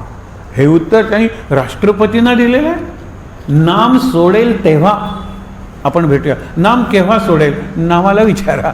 खरंच आहे ना, आपल्याला हा अनुभवच नाही आहे, पण क्षणभर अनुभव येतो. तो क्षण आपण पकडून तसा क्षण पुन्हा जगायला शिकलं पाहिजे. फक्त गुरुकडे बघा तुम्ही. हे गजानन महाराज आपल्याला बघायला फार वेळ असणार नाही, पण ज्यावेळेला कोणी नाही त्यावेळेला फक्त त्यांच्या आय लेव्हलला या आणि त्यांच्या डोळ्यात पाहत राहा. एक 5 मिनटं पहा, 10 मिनटं पहा, ते मग तुमच्याकडे पाहायला लागतील आणि तुम्हाला वाटेल अरे ते इतके मिनिंगफुली बघतायत, इतके फिलिंगफुली बघतायत आणि इतके लाईव्हली बघतायत की माझ्यापेक्षा त्यांचे डोळे जिवंत आहेत. मग ते हळूहळू हसतायत, हळूहळू मला आशीर्वाद देत आहेत. पण एक टक बघायला नको का काही वेळ? याला टक ध्यान आपण म्हणतो ना, पायी टकची ठेले आरती ज्ञान. लोक म्हणतात टकने पायी मस्तक ठेविले, हे लोकांनी केलेला बदल आहे. पण तिथे पायी टकची ठेले, आपण मराठीत म्हणतो ना, काय टक लावून बघतोयस माझ्याकडे, टक लावून म्हणतो ना, हे ध्यान आहे. ते म्हणजे बघा, उघड्या डोळ्यांनी करा प्रयोग तुम्ही, नुसतं बघा, नंतर नुसतं बोला सद्गुरूंचे की जीवन कसं आहे महाराज तुम्हाला माहिती आहे, मला कळत नाही पुढे काय होणार आहे, पण तरीसुद्धा आत्तापर्यंत काय झालं, माझी काय अपेक्षा आहे, माझी काय प्रार्थना आहे, तुम्हाला सांगायला काय हरकत आहे. आणि स्पष्ट बोला, आजूबाजूला कोण नसेल तर स्पष्ट वैखरीने बोला सद्गुरूंचे. ह्याला आपण म्हणतो निवेदन. आणि मी माझ्याबद्दल बोलतोय, हे आत्मनिवेदनाची सुरुवात आहे. आपण ते करत नाही. आपण नुसता नमस्कार केला आणि म्हणतो आज काय सुंदर निळ्या रंगाचं पागोटं, निळ्या रंगाचं होतं, मी जाऊन पुन्हा बघून येतो. म्हणजे मी नमस्कार केला आणि निघालो, गर्दीही नव्हती पंढरपूर वगैरे सारखी, मग लक्षच नाही माझं. आज साध्या कपड्यांकडे लक्ष नाही तर मूर्तीकडे काय लक्ष असणार आहे, आणि मूर्तीच्या बाहेर लक्ष नाही तर आत मला गजानन महाराज काय दिसणार आहे, हे सगळं लक्षात ठेवा. आणि म्हणून महाराज न डगमगले, बिलकुल मुला पाहून हसत बसले. काय लहान मूल, तुम्हाला सांगतो ना, एक फार पु ल देशपांडेंचे एक फार मजेदार वाक्य आहे. त्यांनी आपल्या भाच्याबद्दल लिहिलेलं आहे, आणि खरं वर्णन आहे. भाचा आता असतो अमेरिकेत वगैरे, पण सांगतो काय लिहिलेलं आहे. माझी छाती हे त्याचं प्लेग्राऊंड होतं. लहान असताना रांगत असताना ते जरा जाड होते ना, मी असा झोपायचो आणि माझी छाती हे प्लेग्राऊंड होतं. कारण 2.5 वर्षात असताना त्याची खात्री होती की मुंबईत एवढं मोठं ग्राउंड त्याला मिळणार नाही. बरोबर आहे की नाही, एवढं मोठं ग्राउंड त्याला मिळणार नाही मुंबईत, हे 2.5 वर्षाच्या असताना त्याची खात्री होती. काय दूरदर्शी असला पाहिजे. ही मजा बघा. मुद्दा काय, ते हसतायत, काय मला मारताय तुम्ही, मारा, काही हरकत नाही. मुला पाहून हसत बसले, कोठेही ना उमटले वळ त्यांच्या अंगावर. याचं दुसरं उदाहरण सांगू, बरोबर उलटं. त्या रेड्याला मारलं, दुसऱ्या कुणाला मारलं, वळ ज्ञानेश्वरांच्या पाठीवर उमटायचं. एक विवेकानंदांसारख्या चिकित्सक माणसाने बघितलेलं. ते म्हणाले तुम्ही काय म्हणता, मी सगळीकडे व्यापून आहे. ते म्हणाले बघ आता त्या 2 नावा येत आहेत, हो येत आहेत, त्या आता किनाऱ्याला लागतील, हो लागतील, नंतर त्याच्यात भांडण होईल. तुम्हाला कसं कळलं, बघणार आहे. ते काय करतात, येताना नदीला ते बांबूने असं हे रोगून आणतात. तर माझी जागा ही आहे, तुझी जागा ती कशाला, माझी जागा ही आहे, असं भांडण सुरू झालं. भांडण सुरू झाल्यानंतर म्हणाले आता काय गंमत होईल बघा, ते एकमेकाला बांबूनं मारतील, तू त्यांच्याकडे बघू नकोस, माझ्या पाठीकडे बघ. हे गोरे होते, आणि जसे ते बांबूने मारायला लागले तसे यांच्या पाठीवर वळ उठायला लागले. वेदनेने कळवळले नाहीत, पण वळ. तुला कळतं ना रे, मी सगळीकडे व्यापून आहे. त्याच्यापेक्षा एक विचित्र उदाहरण म्हणजे इतकं विवेकानंद शरणच गेले. ते म्हणाले समोरून माणूस येतोय, बरोबर तो माझ्या दिशेने येतोय, माझं दर्शन गेला, मध्ये सगळं लॉन पसरलेलं आहे, सगळी हरियाली आहे. आता तो त्याच्यावरून चालत येईल, तू माझ्या छातीकडे बघ. आणि कुणीतरी त्यांच्या छातीवरून चालतोय, असे त्यांच्या छातीचे केस दडपले जात असे, जशाच्या दुर्वा किंवा ते गवत तुडवलं जात होतं. यांच्या छातीवरून जणू काही कुणीतरी चालत होतं. म्हणाले तुला किती उदाहरणं देऊ, अरे मी सर्वव्यापी आहे, तूही सर्वव्यापी आहेस, तुला त्याची अजून जाणीव नाही आहे, मला हे माहीत आहे. म्हणून तू विचारलंस देव पाहिलाय का, हो पाहिलाय. मला दाखवाल का, हो दाखवेन. आता तू मला पाहतोयस, त्याच्यापेक्षा more intensely I will show you God. आत्ता आपण एकमेकाला बघतोय, त्याच्यापेक्षा जास्त प्रत्यक्षपणे. मग विवेकानंद म्हणाले इथे काहीतरी निराळ आहे, पण ते शेवटपर्यंत त्यांची परीक्षा पाहत राहिले, हे लक्षात ठेवा. आणि म्हणून ते पाहता पोरे भ्याली. आता पाटील मंडळी, ती पोरं होती तरुण, आता घाबरली, चरणी त्यांच्या लागली. म्हणाली काय, म्हणती खराच आहे बली हा योग योगेश्वर. आता मग शरण, आता भास्कराला पटलं की इतकं ते का सहन करत होते. आता पुढे थोडंसं स्पष्टीकरण दिलेलं आहे, ते मुद्दामून बघा. त्यांनी काय सांगितलं, श्री महाराज म्हणाले ते तुम्ही थकलात ना, या श्रमाचा करण्या नाश काढून देतो इक्षुरस. इक्षू म्हणजे ऊस, ऊसाचा रस तुम्हाला काढून देतो. आता ऊसाचा रस म्हणजे चरकात घालून काढला पाहिजे ना, असा तुम्हाला काढता येणार आहे. त्यांनी तर थक्कच झाले ते. म्हणून काढून येतो इक्षुर असं तुम्हाला की प्यावे असं, या बसा माझ्या पुढे. ऐसे म्हणून घेतला एक ऊस करी भला, हातानेच पिळून त्याला रस काढिला पात्रामध्ये.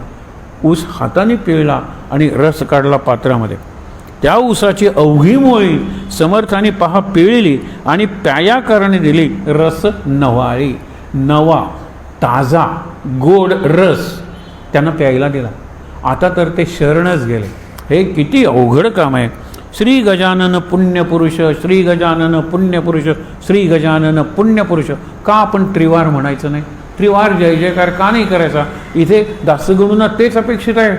पाटील मंडळी श्री गजानन पुण्यपुरुष चरका वाचून काढिला रस. आणि पाहता बालकास अति आनंद झाला. शरणही गेले, पहिल्यांदा घाबरले, पण आता रस वगैरे दिल्यानंतर त्यांना आनंद झाला. म्हणजे अशा एका योगेश्वराच्या छायेत आपण आहोत.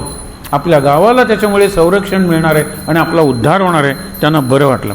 इथे महाराजांचा उद्देश त्यांना योग सामर्थ्य दाखवणं हा होता. ऊस पिळणं, रस काढणं हे नव्हता. आणि पुढे त्यांनी संदेश दिला की योग शिका आणि योग शिकवा. आपल्या देशाला योग सामर्थ्याची गरज आहे. शरीराचं सामर्थ्य पाहिजे, पण त्याला योगाची जोड नसेल, शरीराला जर मनाची जोड नसेल, आपण तन आणि मन याचं आरोग्य हे पूर्ण आरोग्य असं जे म्हणतो ते लक्षात घेण्यासारखं आहे. म्हणून योगाची जोड द्या. कशाला? तुमच्या शारीरिक सामर्थ्याला. हा त्यांनी सांगितला. दादा आपुल्या गावात, खंडू पाटील हा दादा सगळ्यांचा, त्यांना हे पाटील बंधू म्हणतात की दादा आपुल्या गावात गजानन ईश्वर साक्षात, त्याचा आज आम्हा प्रत आला आहे प्रत्यय. आम्हाला अनुभव आलेला आहे. खंडू पाटील म्हणाला, शरण तुम्ही गेलेलाच आहात, ठीक आहे, पण खंडू पाटील त्याला अरे तुरेच म्हणायचे गजानन महाराज. ते भास्कराला बाकीचे आता महाराज म्हणायला लागले, पुण्यपुरुष म्हणायला लागले, संत. हे हाही त्यांना शरण गेला खंडू पाटील, पण अरे तुरे कारे असं एकेरी बोलत होता. भास्कर पाटलाला त्याचंही आश्चर्य वाटलं. त्यावेळेला ते काय म्हणाले की अगदी लक्षात ठेव की ज्या वेळेला प्रेम असतं, आपण सुद्धा अहो बाबा ए आई असं म्हणतो ना. आता काय सगळ्यांनाच ए झालेलं आहे, पण अहो बाबा गुरुजींना सुद्धा अहो गुरुजी म्हणतो. पण जर शाळेत पिऊन असेल तर त्याला ए गोविंदा वगैरे असं म्हणतो. त्याच्यात कुठेतरी भेदभाव हा अधिकारात आहे का? हा व्यवहाराचा भेदभाव झाला. पण प्रत्यक्षात प्रेम जिथे असेल तिथे आपण एकेरीने हाक मारतो. म्हणून त्यांनी पुढे काय सांगितलं? कुकाजी तो एके दिवशी बोलता झाला कुणाशी? खंडूशी. तू जातोस प्रतिदिवशी महाराजांच्या दर्शनाला, तू जातोस ना, मग मागणारे एवढी शक्ती आहे ना त्यांच्याकडे, संतान मागना.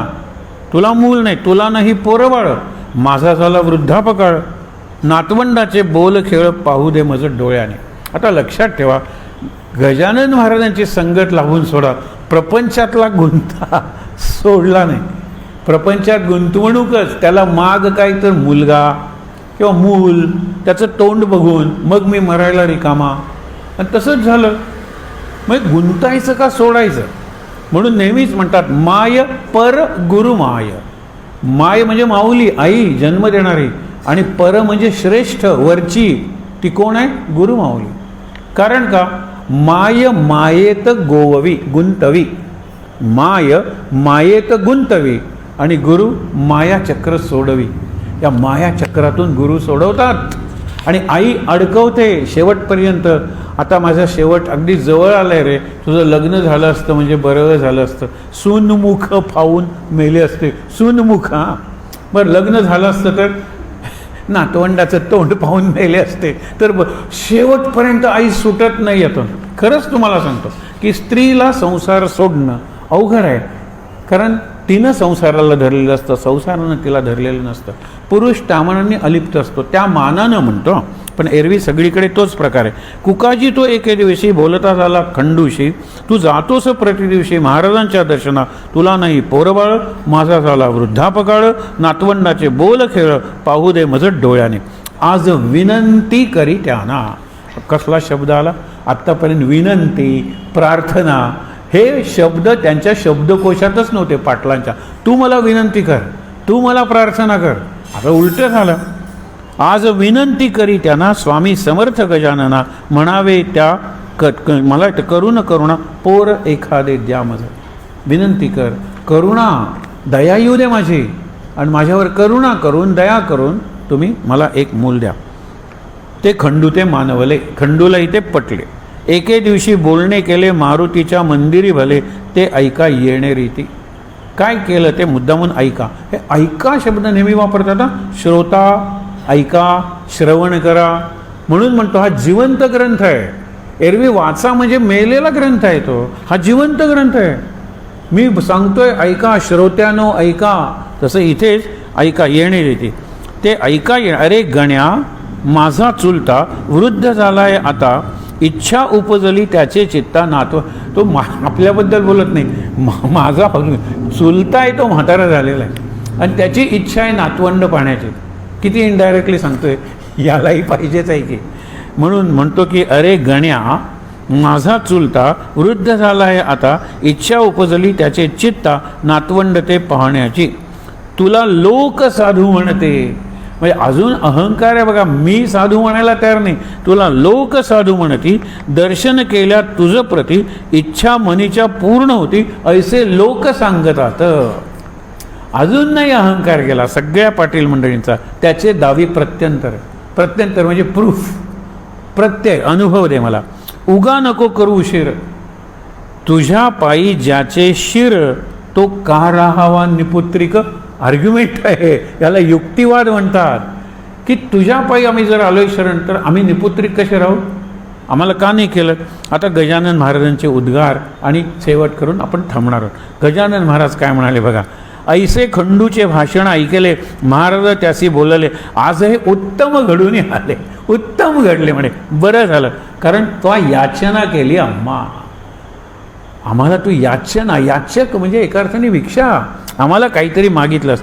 सत्ता धन तुझ्या हाती आहे ना, तू प्रयत्नवादी असंशी निघोती, संतांवर वगैरे तुझा विश्वास नाही. मग विनंती आम्हा प्रती का करतोस कळे ना. आम्हाला विनंती का करतोस. पुढे म्हणतात ब्रह्मदेवाला आज्ञा का नाही करत. इथे दासगुरु लक्षात ठेवा, ब्रह्मदेव हा प्रजापिता आहे. मूल मागायचं तुगीच विष्णूला वगैरे मागू नका, ब्रह्मदेवाला मागा. कारण तो हे आहे ना, सत्ताधन तुझ्या हाती, प्रयत्नवादी तू असशी निगुती. निगुती म्हणजे निश्चित आहेस तो, निगुती. मग विनंती आम्हाप्रती का करतोस. तुझी भव्य आहे शेती, गिरण्या दुकाने पेढ्या म्हणजे बँका, क्रेडिट आपण म्हणतो ना, कोऑपरेटिव्ह सोसायटी, तशा तुझ्या खूप आहेत. तुझे न शब्द कोणी मोडती, तुझा शब्द कोणी मोडत नाही. जन शब्द, या सगळ्या वऱ्हाडात तुझा शब्द कोणी मोडत नाही. मग त्या ब्रह्मदेवाला का न आज्ञा करीशी भला. आपणा पुत्र द्यावयाला हेच कोडे पजळले. मला कोडं पडले, तू ब्रह्मदेवाला आज्ञा काय नाही देत. आणि ब्रह्मदेवाला रावणाचा तुम्हाला सांगितलं, रावणाचा जप तुम्ही आठवा, ब्रह्मदेव प्रसन्न हो. काय हे म्हणे, ब्रह्मदेवाला तो आज्ञा केल्यासारखं प्रसन्न हो, म्हणजे झाला नाहीस तर माझ्याशी गाठ आहे, अशा पद्धतीने म्हणतो तो. तर तसं इथे आहे की ते काय सांगतात, हेच कोडे पडे माझं. यावर खंडू पाटील कसं म्हणतो बघा. खंडू करी भाषण, ही गोष्ट ना यत्नाधीन. तुम्ही प्रयत्न म्हणताय, पण काही गोष्टी प्रयत्नांच्या पलीकडे असतात. हे शहाणपण बघा. पिके पाण्यापासून येते तरी जगामध्ये. पाऊस आहे, पावसाचं पाणी आहे म्हणून पीक येतं. कष्ट करणं आमच्या हातात आहे, पीक उभारणं आमच्या हातात आहे, परंतु पाऊस आमच्या हातात कुठे. तर तुमच्या कृपेचा पाऊस आम्हाला पाहिजे. तरी पाडणे पाणी मानवाच्या न करी जाणी, दुष्काळ जमिनी पडती उताण्या. उताण्या म्हणजे कोरड्या. आकाशाकडे पाहून अरे पाडळे पाऊस आमच्यात, मग आमच्यात बीज धारणा होईल आणि रोपवरती येतील.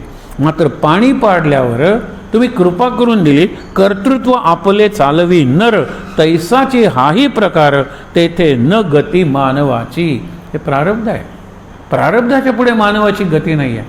पण एकदा त्याप्रमाणे घडलं, मग तुझी कृपा असेल, मनासारखं घड. आम्ही प्रयत्न करून इतका चांगला तो पोरावर संस्कार घडवू, हे करू, पण तुझी कृपा पाहिजे. पाऊस आमच्या हातात नाही आहे, बाकी शेतीची सगळी कामं आमच्या हातात आहे. खंडू पाटील ऐसे बोलता, हसू आले समर्था, तू केलीच याचना आता, मज कारणे पोराची. हसलेत. असंच कृष्णही हसलाय. अर्जुन ज्यावेळेला त्याला सांगतो 2 सैन्यांच्या मध्ये माझा रथ नेऊन उभा कर, आणि नंतर असं तत्वज्ञान सांगतो हे हे हे ते, कृष्ण हसतो. कृष्ण का हसला लोक विचारतात. कारण माहीत होतं कृष्णाला की 5 मिनिटांनी अर्जुनाची कशी परिस्थिती होणार आहे. तोंडाला कोरड पडली आहे, हातातलं धनुष्य गळून पडतं आहे, कंप सुटलेला आहे, शरीराला घाम आलेला आहे, उभा राहू शकत नाही आहे, मनाला चक्कर सगळीकडे. हे सगळं अर्जुनाची अवस्था होणार आहे. आज आत्ता मारे मला सांगतोय रथ उभा कर वगैरे. प्रहसन असा शब्द आहे. प्रहसन म्हणजे गमतीनं हसलेला आहे कृष्ण. इथे महाराज तसेच हसलेले आहे. आणि शेवटची सांगतात याचना म्हणजे मागणे. भीक हे तू काज केले देख, तुला होईल बालक, भिक्या नाव ठेव त्याचे. हे भिक्या, उकिरडा, केरपुंजा हे असे पेंटय्या हे पुढे त्यांनी नावं दिलेली आहेत. आपल्याकडे सुद्धा मर्तू एक नाव आहे बघा गोव्यात, मर्तू. मुलं जर मरत असतील याचं नावच मरतो ठेव, म्हणजे यमाला लाज वाटेल. नावच मरतो, याला कशाला मारायचं आणि ते जगेल. आणि खरंच पोर जगतं, अगदी 70-80 वर्षापर्यंत जगतं, नाव मरतो. हे असे ठेवले असतात नावं. म्हणून पुत्र देणे माझ्याकरी सर्वतो नाही, माझ्या हातात नाही आहे. परी मी विनंती करीन खरी तुझ्यासाठी परमेश्वरा. परमेश्वराला विनंती करीन, तुला एक द्यायला पाहिजे. तो ऐकेल माझी भीड, त्याला न हे काही जड. तू घरचा आहेस धड, रस आंब्याचा द्विजा घाली. द्विज ब्राह्मण ही जात वर्ण समजू नका. जी ज्ञानी माणसं आहेत त्यांना आमरसाचं जेवण घाल. मुलाचं नाव भिक्या ठेव. जा, परमेश्वराच्या इच्छेनं कृपेनं तुला मुलगा होईल. आणि आता नक्की हा आमरस केव्हा देतो याची माहिती आपण काढूया, कारण अजूनपर्यंत ती प्रथा चालू आहे शेगावात. हे मममानी प्रमाण पुत्र होईल तुझं कारण, आम्ररसाचे भोजन दरस आली घाल ब्राह्मणा म्हणजे ज्ञानी लोकांना. कांता खंडू पाटलाची गंगूबाई नावाची गर्भिणी झाली साची. नवमास पूर्ण झाले, तिचं लागी पुत्र झाला. खंडू पाटील आनंदला, कुकाजीच्या हर्षाला पारावर काही नसे. त्याने धर्म म्हणजे दानधर्म केला भाऊ. गरिबा दिले गूळ गहू, पेढे बर्फीचा दिला खाऊ. गावातील अर्भकांना म्हणजे मुलांना थाटात झाले बारसे, भिकू नावं ठेवलेसे. पुढे बाळ वाढला असे शुक्ल पक्षाच्या इंदूपरी, म्हणजे शुक्ल पक्षात जसा चंद्र वाढत जातो तसा आम्ररसाचे भोजन दिले ब्राह्मणा कारण. तो संप्रदाय अजून शेगावात चालत असे. म्हणून म्हणतो आपण जरा माहिती काढूया, त्या काळात जाऊया शेगावाला. पुण्यपुरुषाची शेवटची ओवियाची, पुण्यपुरुषाची वैखरी कोठून होईल असत्य तरी, पाटलाच्या ओसरीवरी बाळ रांगू लागला. पुढे काय झालं, हे सगळं चांगलं होत असताना दृष्टसुद्धा लागते. ती कशामुळे लागते तिथपासून आपण उद्या सुरू करणार आहोत. आहे त्या ठिकाणी ताट बसून डोळे मिटूया, शांत. आपल्याला कळवलं आहे त्याप्रमाणे उद्या महाराजांवरच्या पुस्तकाचं प्रकाशन आहे. त्याच्याबद्दलचा उद्या सगळ्यात तपशील आपल्याला कळेल. शांत. आपण नेहमीप्रमाणे श्लोक म्हणूया सदा सर्वदा आणि शांतीपाठ. ओम सहनाववतु. सदा सर्वदा योग तुझा घडावा, तुझे कारणी देह माझा पडावा. उपेक्षू नको गुणवंता अनंता, रघुनायका मागणे हेची आता. जय जय रघुवीर समर्थ. ओम सहनाववतु सहनौ भुनक्तु सवीर्यं करवावहै. तेजस्विनावधीतमस्तु मा विद्विषावहै. ओम शांति शांति शांति. डोळे बंद ठेवून 3दा दीर्घ श्वासोच्छ्वास.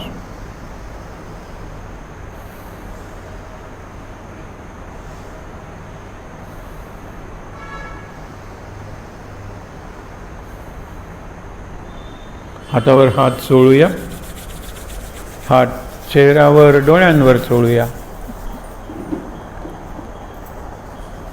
अगदी सावकाश डोळे उघडून आपल्याला जिथून जसे दिसतात गजानन महाराज, राम, विठ्ठल दर्शन घेऊया आणि इथे असलेल्या सर्वांना नमस्कार करूया. शांत आनंद. महाराज महाराज गजानन महाराज.